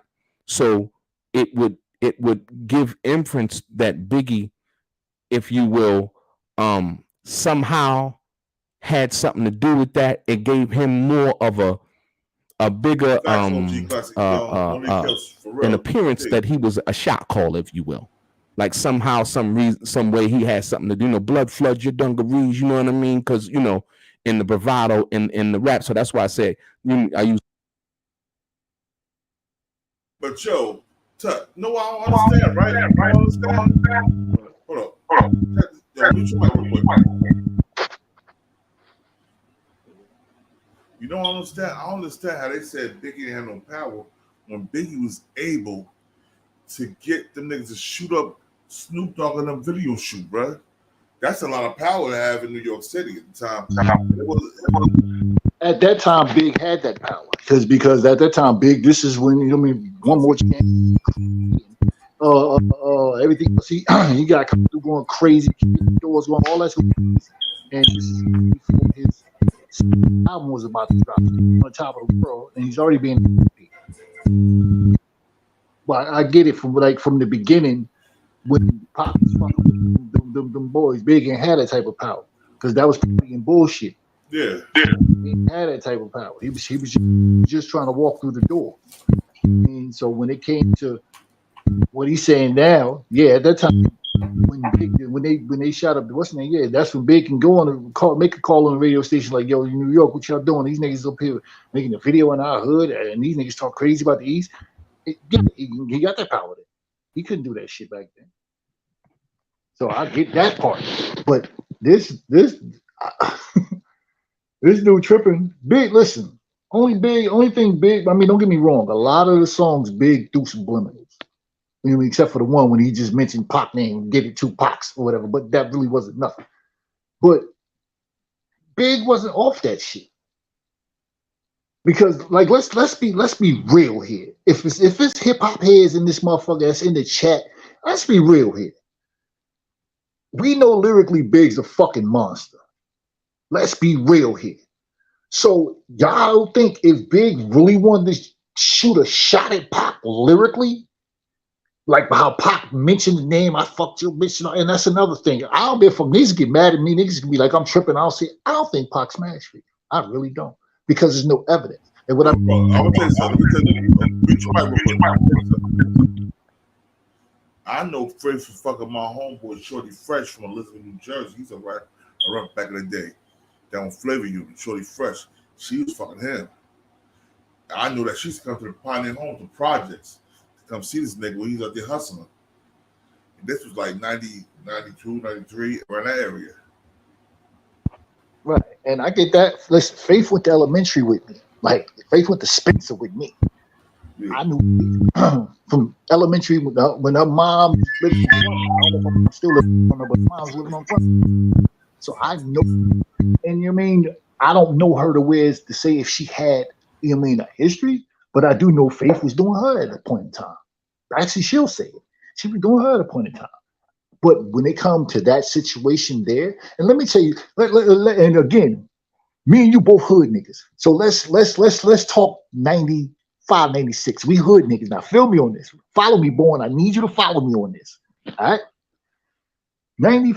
Back then, when niggas smashed something, either the rubber packet was somewhere to be found, the rubber might have been laying on the floor, or either if it's flush, maybe, or if it's still in the toilet, or even if it's in the fucking garbage. Because niggas was wild back then like that. Niggas said that they were also niggas said that they was also in the other room or whatever, waiting to see, waiting for Pac or whatever while she was in there. Nobody said a noise. Yo, the nigga said that. That's what I'm saying. But I mean, I hear niggas, but there's no real live. I mean, again, maybe niggas can say I'm a biased dude because I'm a Brick City nigga and Faith's Brick City to the core. Y'all can say I'm biased. It don't, all of it don't add up. It don't. Okay, now, first of all, hers don't add up too much either. I'm not going to sit here and just really play one side because what she said one time really didn't add up to me either. But I don't think it went that far. But I'm gonna go back to what I was saying with the Big thing. When Big got large enough to say what he said to get the trailer shot up, and from what I'm understanding, it really had nothing to do with the Pac situation because he knew Pac wasn't there. What the problem was, from what I'm understanding now, I could be wrong, but I kind of did research and I don't think I'm wrong. If you go back to that time, Big did a St. Ives commercial. As Big did the St. Ives commercial, the Dog Pound took that beat and they were doing something else. But Big wanted that beat. So it was an attitude from what I'm understanding on Big's side. Whereas he's like, he got mad before. You know what I mean? Is that an Easy Mo BB? I don't know who made that track. But somebody made the track. And Big did the St. Ives commercial first. Dog Pound took the track. And then that's when Corrupt came back with New York, New York. Could be wrong, but go back then and research that. So that's when that part started. I just listen, man. That was Easy Mo BB. Okay, and that's what I'm saying. Like that's what did that New York beat. Thanks, OG, appreciate it. Yeah, that beat. That's when, from what I'm understanding, Big Quarter 2. Like, you know what I mean? These niggas, first of all, took the beat that I used for a commercial, but I was actually, from what I'm understanding, he wanted to use it for something else for real. That's why they remade. And from what I'm understanding, it's the same. It was the same beat that he was going to do with the Lock song. You'll see. So if you listen to You'll See, that track sounds similar to New York, New York. If you really, really listen to that track with him and the Locks, when he said niggas talking it but ain't living it, that's what Big said. That song, I think it's called You'll See. If you listen to that You'll See track and then you listen to that New York, New York track, them shit sound similar completely. And that's what the problem, that's where the beef came in at, from what I'm understanding.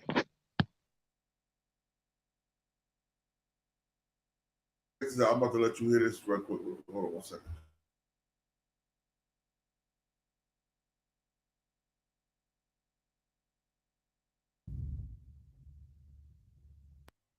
But do you think a part of his motivation was him knowing that Orlando was sent months prior by Puffy to take a death row chain?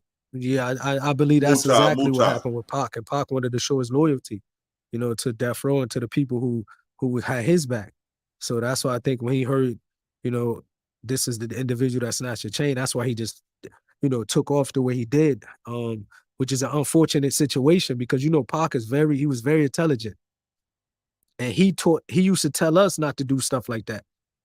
You understand? So even for me, I'm like, man, how did Pac just, lose it like that, like without thinking? Because he was always against that. Pac was always a person who wanted to be calculated and never just, but when you're in the heat of the moment, you know what I mean? And at the end of the day, Pac was only 25 years old. Sometimes we forget about that. He was a Hey yo, let me keep it real 100. Me and Hussein Fatal we was in Southwood State Prison together this time when Pac got killed. And I remember when Pac got killed because we was in Southwoods and Fatal was like, yo, that nigga was going through it. He like, if I was there, that shit would have never happened. We was in the same compound, in the same unit. And me and him used to walk the yard together in Southwood in 97. He said that shit would never happen. I don't think Vito could have stopped that. Unless he talked to I don't know if he could have stopped that. If he tried, he probably could have talked Pac out of going. You know what I mean, or whatever the case may be. But that was the only one Pac fully respected like that. Yeah. That was the only one Pac fully respected like that. So you know what I'm saying. So I'm gonna keep it a buck with that.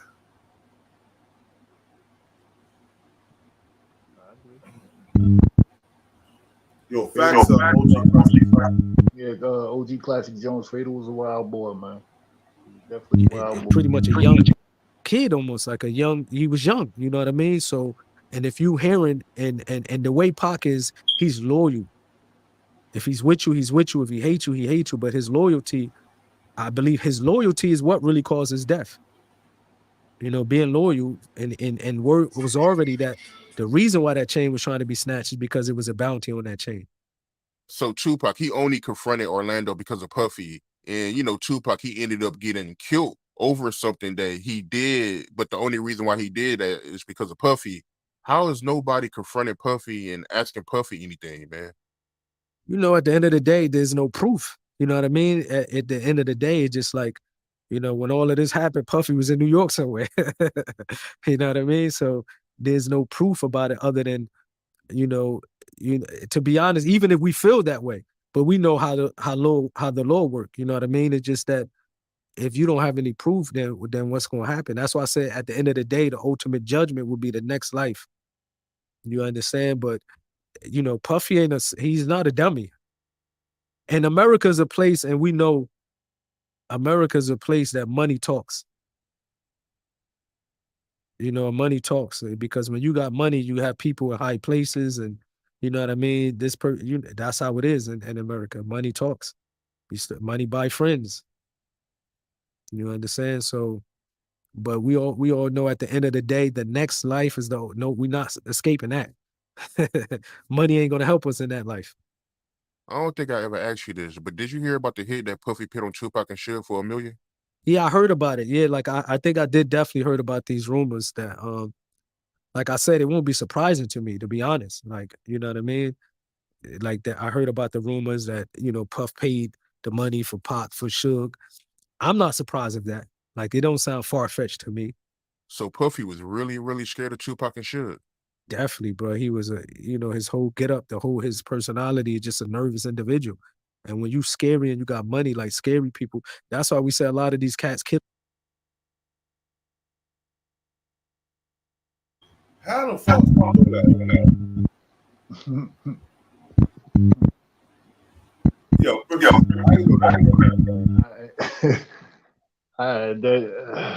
again, back to me saying none of this shit makes sense. None of it. None of this shit makes sense. Like, first of all, everybody should be accountable. Pac shot Cash Cow. So when the dude came over, and even first of all, he's wrong. Whoever the dude was, from what I'm understanding, he's big time gang member. Why the fuck is you walking to Pac to tell Pac that nigga snatched your chain?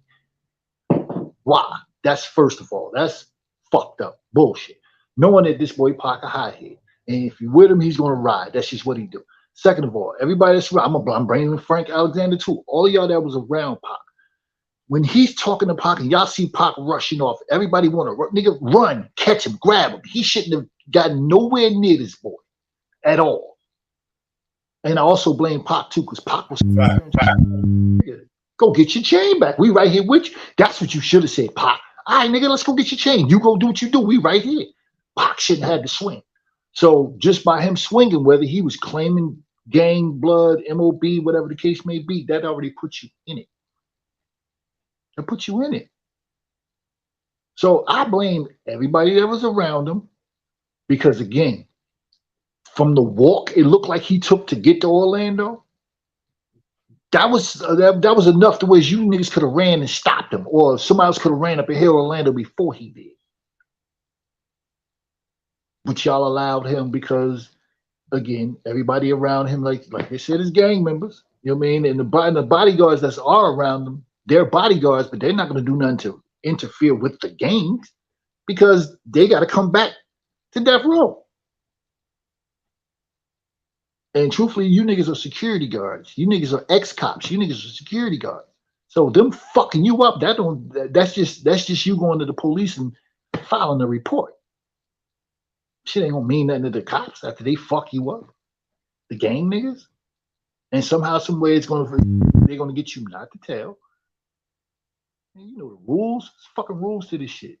So that's why I don't get none of it. I don't understand, like how could y'all let the motherfucking cash cows, and that's going for both sides. I'm mad at Puff too.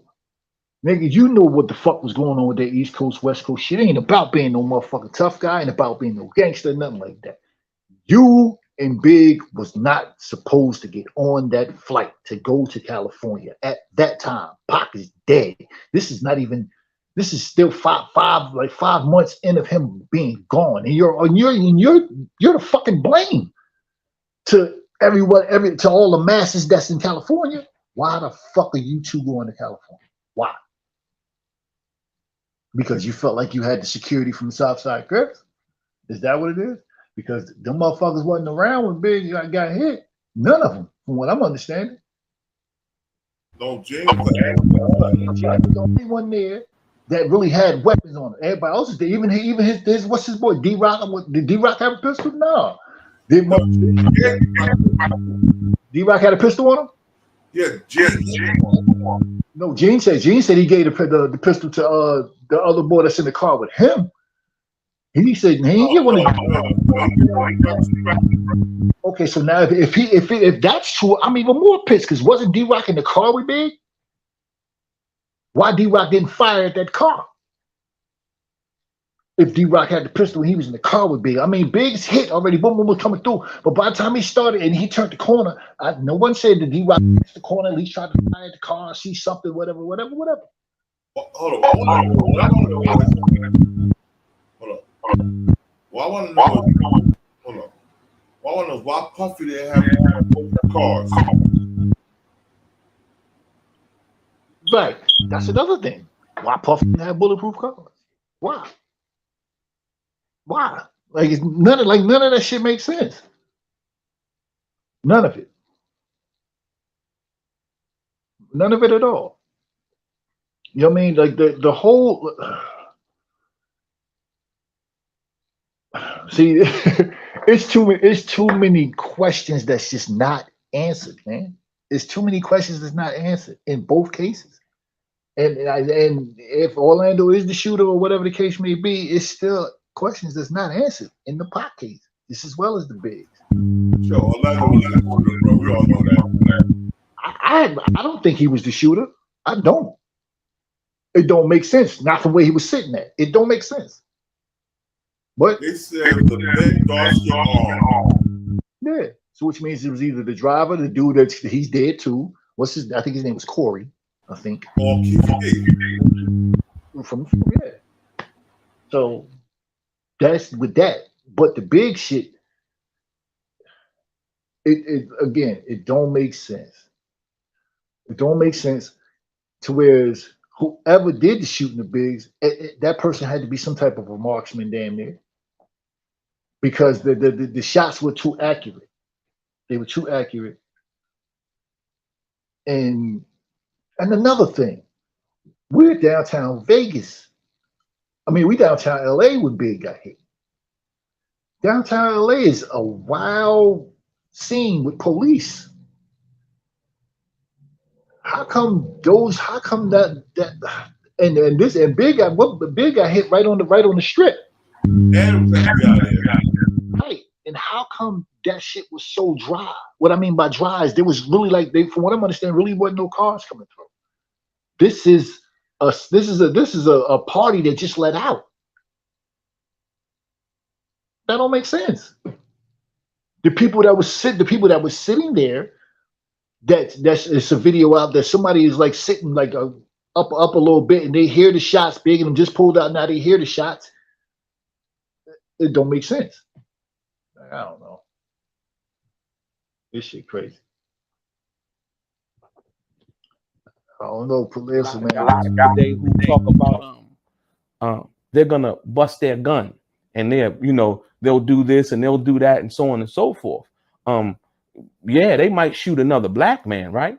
But like I said in the incident, like you said, when we seen Tupac when I first met him, the crazy part is on the first night that I met him, he was busting his gun in the air to back some dudes up off of, who were throwing bottles and so on and so forth, trying to get up at the concert that I told you about at Bowie State University. You see what I'm saying? And so then you go to the incident in Atlanta with the police officers. Once again, people talk about being a gangster. Once again, this is a guy who could be minding his own business, seeing somebody in trouble and decided to come out and help him out. Like I said, once again, people use that terminology loosely, gangster, right?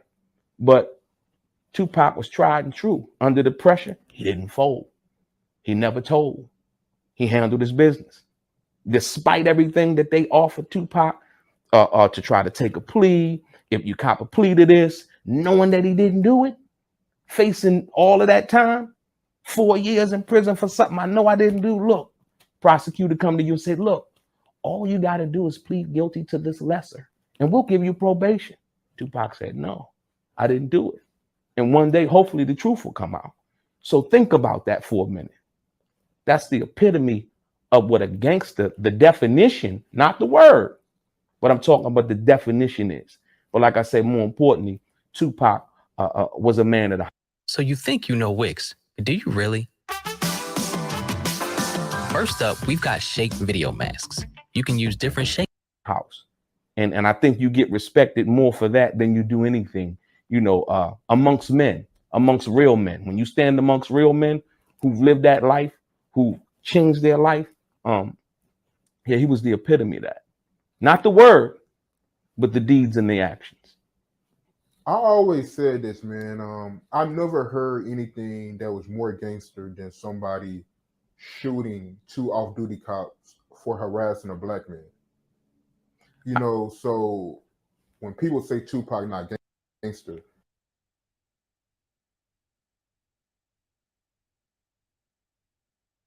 if everybody that don't know, Tupac didn't know there was 2 off-duty cops. He just thought there was 2 white boys. He didn't know there was off-duty cops.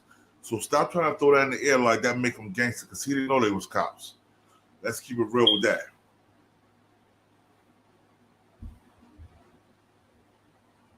You know what I'm saying, Tut? He didn't know them niggas was cops.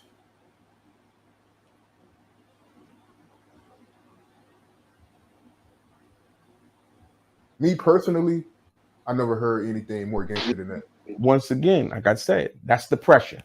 What you gonna do when the pressure comes? Because remember, the story was that they drew down on him and him not knowing that they were police.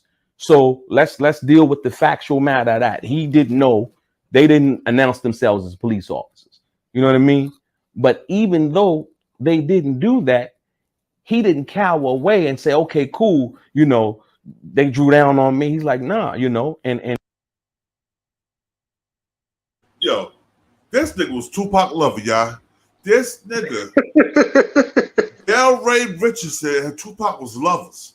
I see all the gay propaganda with Tupac. I see him in the tub with a bunch of white boys put gold around his private parts like they was draws. So come on, man. Delray, come on, you light skinned niggas. Y'all know y'all be loving some dark skinned niggas. Stop playing, man. Let's keep it real, man.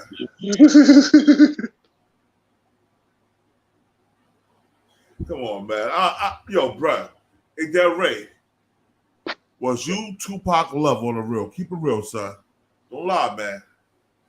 You and Tupac had a real relationship. Hold up, let me see. You and Tupac were like, how you doing? Come on, man. Let's keep it real.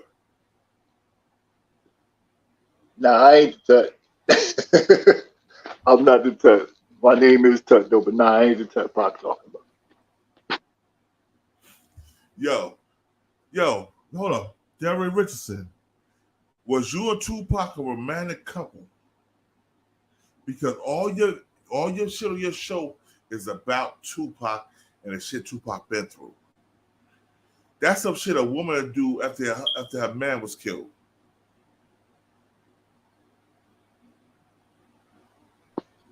Yeah, see, and it's a couple of cats that do podcasts that do that shit. Like, every day, just talk about, like, I don't have Hold on. Just like this nigga from Detroit. I'm gonna say the nigga now. I don't give a fuck nobody said it. Get mad yet. I'm gonna give him some shine right now because shit, he been fucked up a little bit. But that nigga up for the big TV. This nigga love Alpo. All the shows is about Alpo, Alpoology and all this shit, right? Right. And Alpo the biggest rat in the world, but you Detroit nigga supposed to be a big gangster, but you keep sucking and kissing on Alpo's ass, right? And penis. Come on, man. Let's keep it real, man. Like I don't got nothing against the boy Choke, but this boy keep Jay-Z penis in his mouth. Hold on. Choke No Joke is a fucking rat. He keeps Jay-Z penis in his mouth. Listen, Choke No Joke is a rat. He rattled my boy Johnny Button Jr., my big brother Johnny Button Jr. I know about that. I know about that. They got 26 years in prison. Johnny Button Jr. is a regular on my show usually. I know about that. Yeah, he told her that nigga. He told her 100% that nigga. How you ain't a rat, nigga? You a fucking rat. You can't call him, but you don't got no right to call nobody a rat when you told her nigga. Like hey man, see, this is the first time I'm hearing this dude, this Delray dude. I ain't never heard of him before. Yeah, Terrence Crawford proved that them light-skinned niggas ain't fight. I'll be right. Salute to Terrence Crawford. Terrence Bud Crawford, nigga. He beat the bejesus out that boy. That was Texas boy. Watching that shit. That shit hurt. Yo, bruh, he looked like Martin looked after he fought Tommy Hearns. Definitely. Face not the same. Definitely. I never heard of this dude, Delray. This is the first time I'm hearing. Yeah, but I've been listening to this nigga. Every time I listen to him, only thing he do is Dick Gobble Tupac, yo. Man. I don't know. I mean, was he really around Pac like that? Yeah, he got some platinum records they produced on and wrote on, bro. He got some platinum records. Him and Tupac. He got platinum records? Yeah, bro. Okay, that's I just don't know who he is. But he a behind the scene nigga. He one of them niggas from he's from out there in what that shit he's Oakland, from he one of Oakland niggas. B area. He's from Oakland nigga, Oakland, California nigga. Oh, he's Oakland nigga. Oh, that's Oakland, California nigga. That's what's up. And again, there's too many facts that ain't answered. Motherfuckers just ain't gonna give you the answer. Here we go. Let's go back to him, yo. I like laughing And this he handled his business accordingly, trying to help out somebody that he saw that was in distress. So once again, like I said, not the word, but the actions, because anybody can call themselves a gangster. You know what I mean? They, like I said, they use the terminology real loosely nowadays, and people running around, you know, oh, that's gangster, or this is gangster, and so on and so forth. But as soon as that pressure come, right? They say pressure busts pipes and makes water rush uphill. You know what I mean? 95% of the people, just like when the feds get you for a case, they got a 95% conviction rate. You know what I mean? 95% of the people that get caught up, they fold. So you got 5% of the people that are actually claiming, who don't even claim and want to be known to be gangsters, right? Their reputation precedes them. I know one. His name's Guy Fisher. I don't know you know who Guy Fisher is, but Guy Fisher was a guy who owned the Apollo Theater, right? And when Guy Fisher owned the Apollo Theater, right, Tupac performed at the Apollo at a play that was one of his first plays, and it's documented, called A Raisin in the Sun. The Raisin in the Sun play, right? Guy Fisher.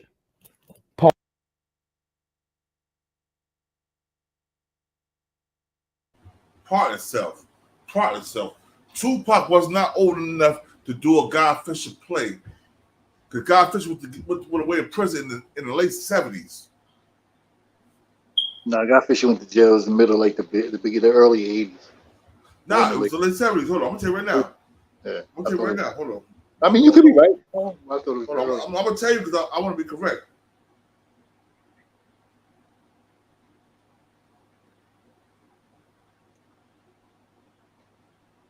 So what I'm understanding, they got him 2 or 3 years after they got Nicki.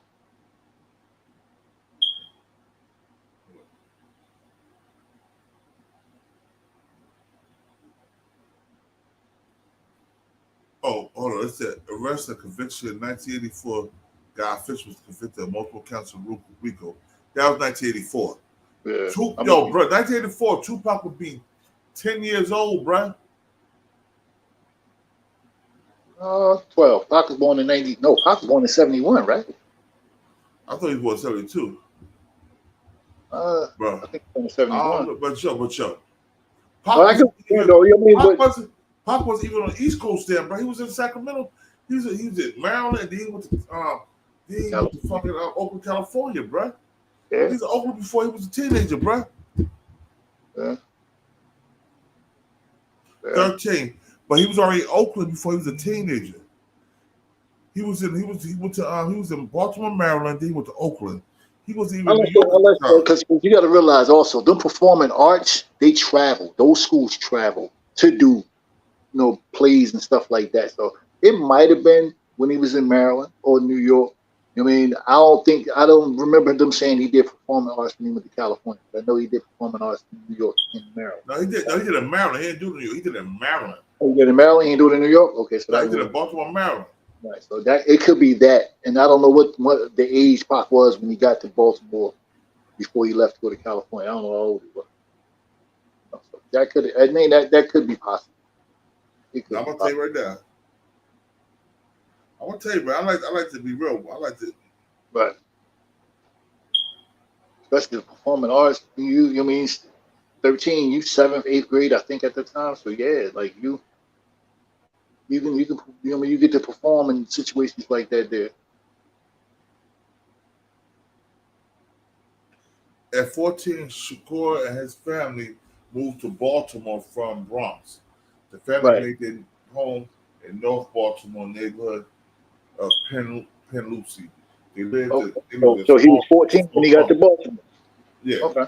So yeah, it's very possible he could have did a play for Godfish at the Apollo. It's very possible because that's what those type of schools they travel to do plays and things like that. That's what it's performing arts. Well, that's possible. Possible. It still sounds like it still sounds to me like he talking like he knew Pac, like him and Pac was right hand man. But he didn't know Pac until Pac was in fucking. He met Pac years later in fucking Oakland. Oh. That's why I don't know, bro. Part of that whole Nicky Barnes thing, went to jail, still in prison today. And the words that he told Rudy Giuliani when they convicted him in New York, he told him, "You ain't gonna be hearing no call from me like he did from Nicky Barnes." So once again, if you know people who've lived that life, the people who respect Tupac, thank you, Monique Hill, Matulu, stepdad, once again, you know, not the word gangster, revolutionary, and all of those things. 84, I stand up guy. So like I said, once again, Tupac comes from a long line of people who did nothing but stand up. His auntie Asada, once again. He went to jail. He went to jail. He went to jail. He got convicted in 1984. But God Fisher was already sitting in jail for like 2 years before 84. He got convicted in 84. Yeah, they got him. God Fisher was one of the ones that, remember they said that they pulled him over and he had $1 million or either $500,000 in the trunk of his car. Yeah, but that was when that happened. That was like 1982. He didn't get convicted in 1984 because he went to trial. That's what I'm saying. So he did a play for God Fisher that had to be 82 if he got locked up in 84. Yes, that might be possible. In 82, Tupac was a kid, a baby. Yeah, just touching 11. Just 11 years old. Like 10, 11. 11 years old. And he wasn't in performing arts back then. Oh, his mother was still a crackhead back then. Yeah. Come on, man. I'm just saying, bro. No disrespect. Stand up. She been in Cuba how long? Ain't nobody gave her up. Even the U.S. government tried to go down there and get her. They didn't give her up because she stands for something. He comes from a long line of people that had set that example that if you don't stand for something, you'll fall for anything. Bro. So, like I said, once again, Tupac was the man of the house. Do you think people make the comments, man? You know, trying. Hey, what you say? What you say? If I'm not mistaken, I think Matulu passed the other day, bro. He passed the other day, bro?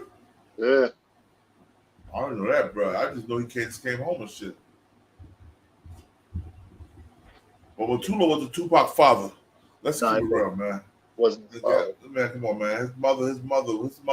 No disrespect to Afeni Shakur. Afeni Shakur was a pass around the Black Panther Party. This is what I'm hearing from his real father. All them chicks from the Black Panther parties were pass arounds. How these gangbangers got the blood X and shit. That's how they had the Black Panther chicks. Everybody got a turn. Like a doorknob. Everybody got a turn. Wow. I'm sorry, my bad. I just gotta keep it real, man. I came out my tongue with that shit, man. Trying to throw dirt on Tupac image and try to throw dirt on his legacy by saying that he wasn't a gangster. Do you think they're misinformed, and do you think they have the wrong understanding of who Tupac was as a person? Because he said numerous times in interviews that he wasn't a gangster. So when I see that on social media and people saying that he wasn't a gangster, and they saying that to try to taint his legacy and his image. Do you think them people are just misinformed and they just have Get excited, America. Your summer escape awaits. So hang on to those swimsuits. Or don't. We don't judge. the wrong understanding of who Tupac was? Well, I don't really, like I said, I don't really pay attention to that. First of all, I look at who's saying it, right? So if I know for a fact, number one, they didn't meet Tupac. Number two, they didn't know Tupac. I know immediately, usually they are saying something to draw attention to themselves. That's the power that Tupac had, right? So you have artists, even artists nowadays, right, who come out and they mention Tupac's name, basically comparing themselves to Tupac, or he's the next Tupac, or I should be compared to Tupac, or I'm in the same league as Tupac, or you know, my music is better than Tupac, or I rap better than Tupac. All of those things are said to garner attention because they haven't released a hit record. They don't have a Brenda's Got a Baby. They don't have a Dear Mama. They don't have a All Eyes on Me. They don't have a Me Against the World. So all of those things in the negative comments attributed to him, like I said, once again, those are used as ploys to basically garner attention for something that they have that people haven't paid attention to. And you can see it over and over and over. I think it's actually in a playbook at the record labels And I'm gonna say or at the movie company or wherever. Okay. And I'm gonna say it again. Them Black Panther chicks was pass arounds like the Bloodettes and the Crip chicks are pass arounds.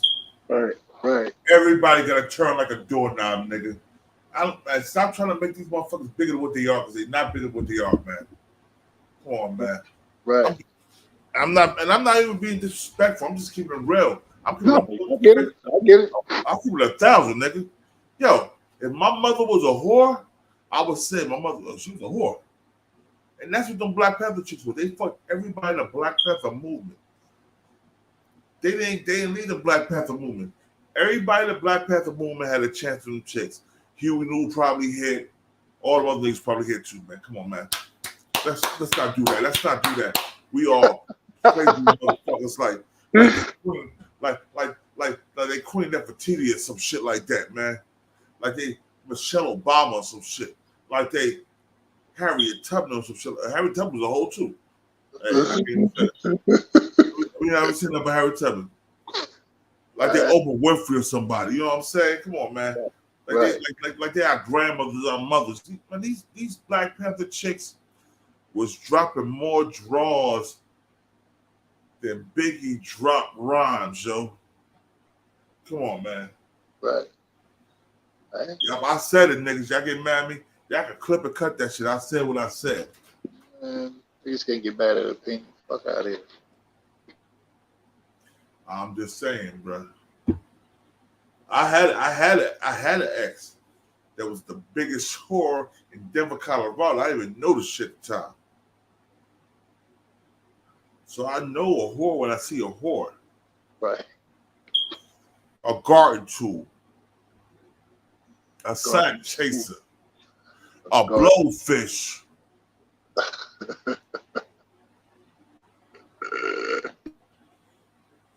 Yo, Monique Hill, my bad. Monique, you know I gotta keep it real, Monique Hill. I can't even front, bro. Yo, sis, I can't front, sis. You know what I mean? I seen the shit. What she said, Monique Hill said, that's true, King New Jersey slides. They share them broads. My father even had a piece of Ashana Shakur. Right. My old guy, he had a piece of Ashana Shakur. Yeah, I don't want to believe. I ain't gonna believe me. My father was a minister of the Nation of Islam. He smashed some mad shit. Hey, I believe it. He just was a pull-out champ. That's why I'm his only son. He's a pull-out champ. Pull-out champ, or maybe pull-out champ. Oh shit. He's a pull-out champ. That shit, pretty much that shit go in every motherfucking gang thing name. Like if female want to join, you know you gonna go down the line getting piped. To get piped by the whole crew. Right. Even we in the hood. We in the hood. We in the hood, yo. Yo. We got chicks that come running about children. Kick with the whole crew. We get smoked out, we get drunk, we drop a couple of pills. Next thing you know, she's in an abandoned apartment building getting bent over by 10 niggas. Yep. And I ain't the type of nigga, I ain't shit like that. I'm stingy. I'm stingy on that shit. I don't want, you know what I'm saying? I'm stingy, but I ain't sharing. I ain't running to trade no chick. My penis won't get hard. That was never my thing. That train shit was never my thing. Never my trade. That's my thing. Like, that was never my thing. I didn't believe in sloppy seconds and all that crazy shit. And I wasn't the one that was gonna sit there after I finished and have somebody else going. I ain't with all that shit. No, bro. Hell no. I ain't with all that. If I fuck you, I want to fuck you more than once. I don't want to fuck you no time. I ain't say that, but you know, man, it might have been times it's a one-off. Dies. Ain't no man in America never say they ain't no fuck no booger. We all touch the booger. We all touch the booger wolf once or twice in our life. We touch the booger wolf, but this because the booger wolf don't mean it's a whore. Right. No. Not saying that. I'm just saying, like, when you just say, like, you know, if I fuck you, I'm going to fuck you again. You know? Sometimes we have booger wolves where it's okay, want to get that one out that day. All right, I'll let you. Never.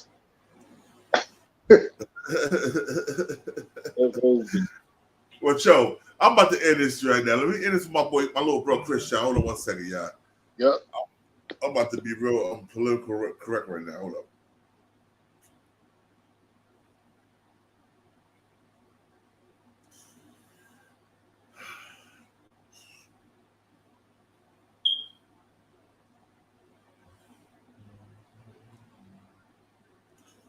The streets are popping, around me, a person.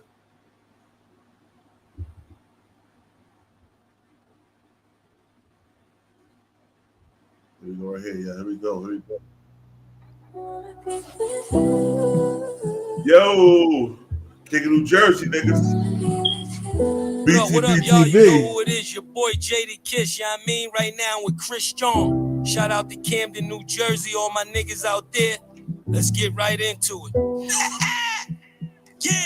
Yeah. BTBTV. Christian, man. Yo, born, let's get him, man. Yeah, never off plan. Used to get busy with them guns in my hand. 4 or 5 or a black 9 with a grand in my pocket and beef cool as a fan.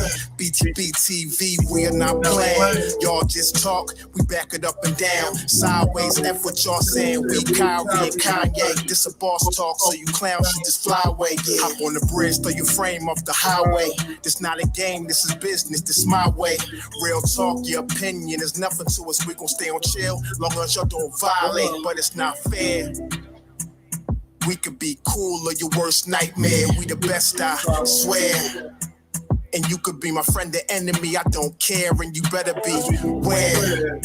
Cause we coming for the whole pie and we don't share. No, it just ain't fair. But we the best, I swear. We the best, I stay up in the mix. A project politics, my mood kinda sick. Name well known from the hood to the sticks. 100 on the highway, flying so fast, burn the gears when I shift. Some people kick dirt on your name, what shoes you gave them. Broke your back for them and they got the nerve to play you. Kick rap's door off, pushed and shut my way through. Bum rush the kitchen, put my floor up on the menu. The jealousy be hitting up in jokes. That's why I stay serious like David Banner turned in the Hulk in pure form like the Pope. Haters get infrared beams with the scope, so run and get ghosts. We fight good, boxed in like Floyd on the roast. I'm the great black hope. Man, we the team, and they know it coast to coast, and it just ain't fair. Hold up, Monique Hill off, but I almost cursed you out. I thought you about to say OG Sonny Blanco. I was about to say, that nigga's a whole ass nigga that takes a lot of penis in his mouth. Almost said that. I thought you about to say him, bro. My bad, Joe. All right, we good now. You ain't said OG Sonny Blanco. You said OG Hill. All right, OG Sonny Hill. We good. That's that. Sonny Hill from Philly? Cali, okay. We could be cool or your worst nightmare. We the best, I swear. And you can be my friend or enemy, I don't care. And you better beware. Cause we coming for the whole pie and we don't share. No, it just ain't fair. We the best, if you with us, put your lighters in the air. No, it just ain't fair. BTBTV. Just ain't fair, man.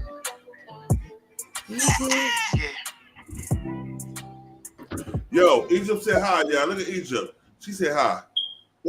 What's happening, Egypt? I'm out of here, bro. I'm in no gang, no gang, no gang, no gang, no gang like ooh.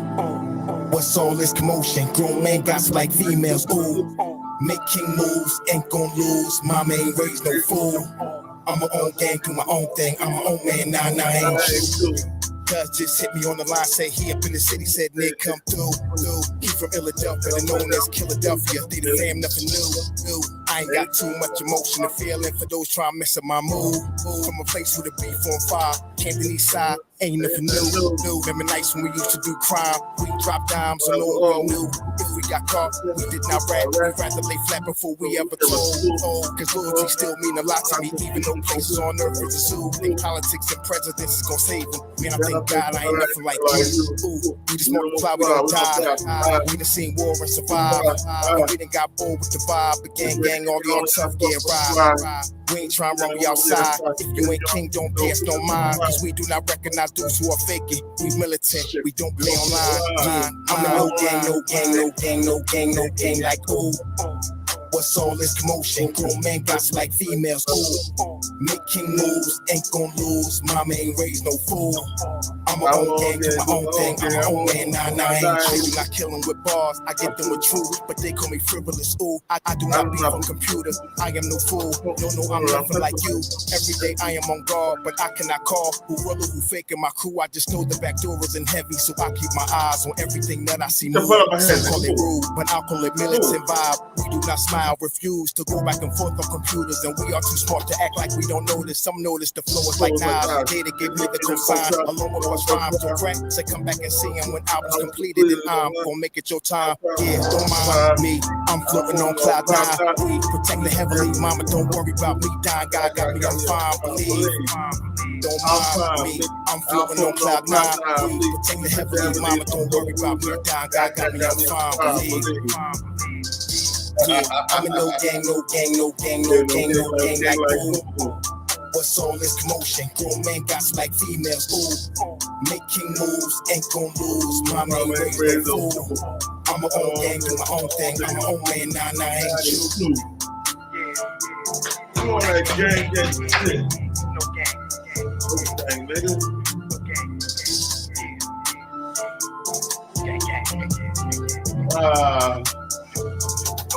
Yeah.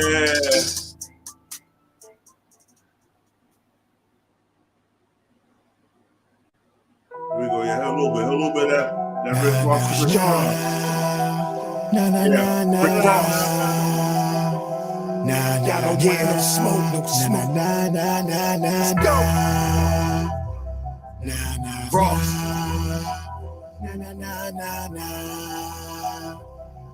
Y'all don't no smoke. They wonder will he stop? He can't stop us, do or die. Remember running from the cops with loaded 45. These ninjas ask me how I'm doing, I'm like I'm more than fine. I'm sitting on like 20 stacks I got from off the rhyme. Don't worry about what we do. We do what we want. Back in the day, they used to know me for stunting. Man, who is you? I don't know you for nothing. Hopped in the black Lex coupe that go vroom left. Don't make me go loco. No, nah. My life graphic, that's no lie. I could be broke, still get fly. Y'all want no smoke. Nah. I'm stepping out clean. My nigga Young Mardo boy in DPC. When I'm up in the D, we gon' start like a dog. My niggas drop out of school, but we subject to ball. Don't worry about the crackers, cause the crackers ain't shit. Yo, this the king of New Jersey. I'm from Eastwick. I do my real ill shit. Hold the fort down because I am that nigga, bitch. Hold the fort down because I am that nigga, bitch. Hold the fort down because I am that nigga, bitch. Eastwick, stand up, New Jerusalem. Cannon, stand up, New Jerusalem. Yo, Brick City, stand up, New Jerusalem. We here, nigga, you know that we doing them. Nah.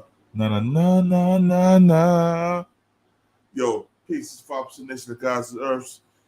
Salute to the Salam alaikum, alhamdulillah, rahmatullah, all the true Muslim brothers and sisters out there. This is the King of New Jersey, this is BTBTV, where we bully the motherfucking bullies. You know how we do, yo. Nothing but love and respect. Salute to My boy Brick City Tut from Showing Love coming on the panel. And salute to everybody who's in the chat today. Real talk. And salute to the wife, Mrs. BTBTV. She know what it is, yo. We out of here. And Monique Hill, salute to you too. Yo, I just had to do something for the people, yo. We out.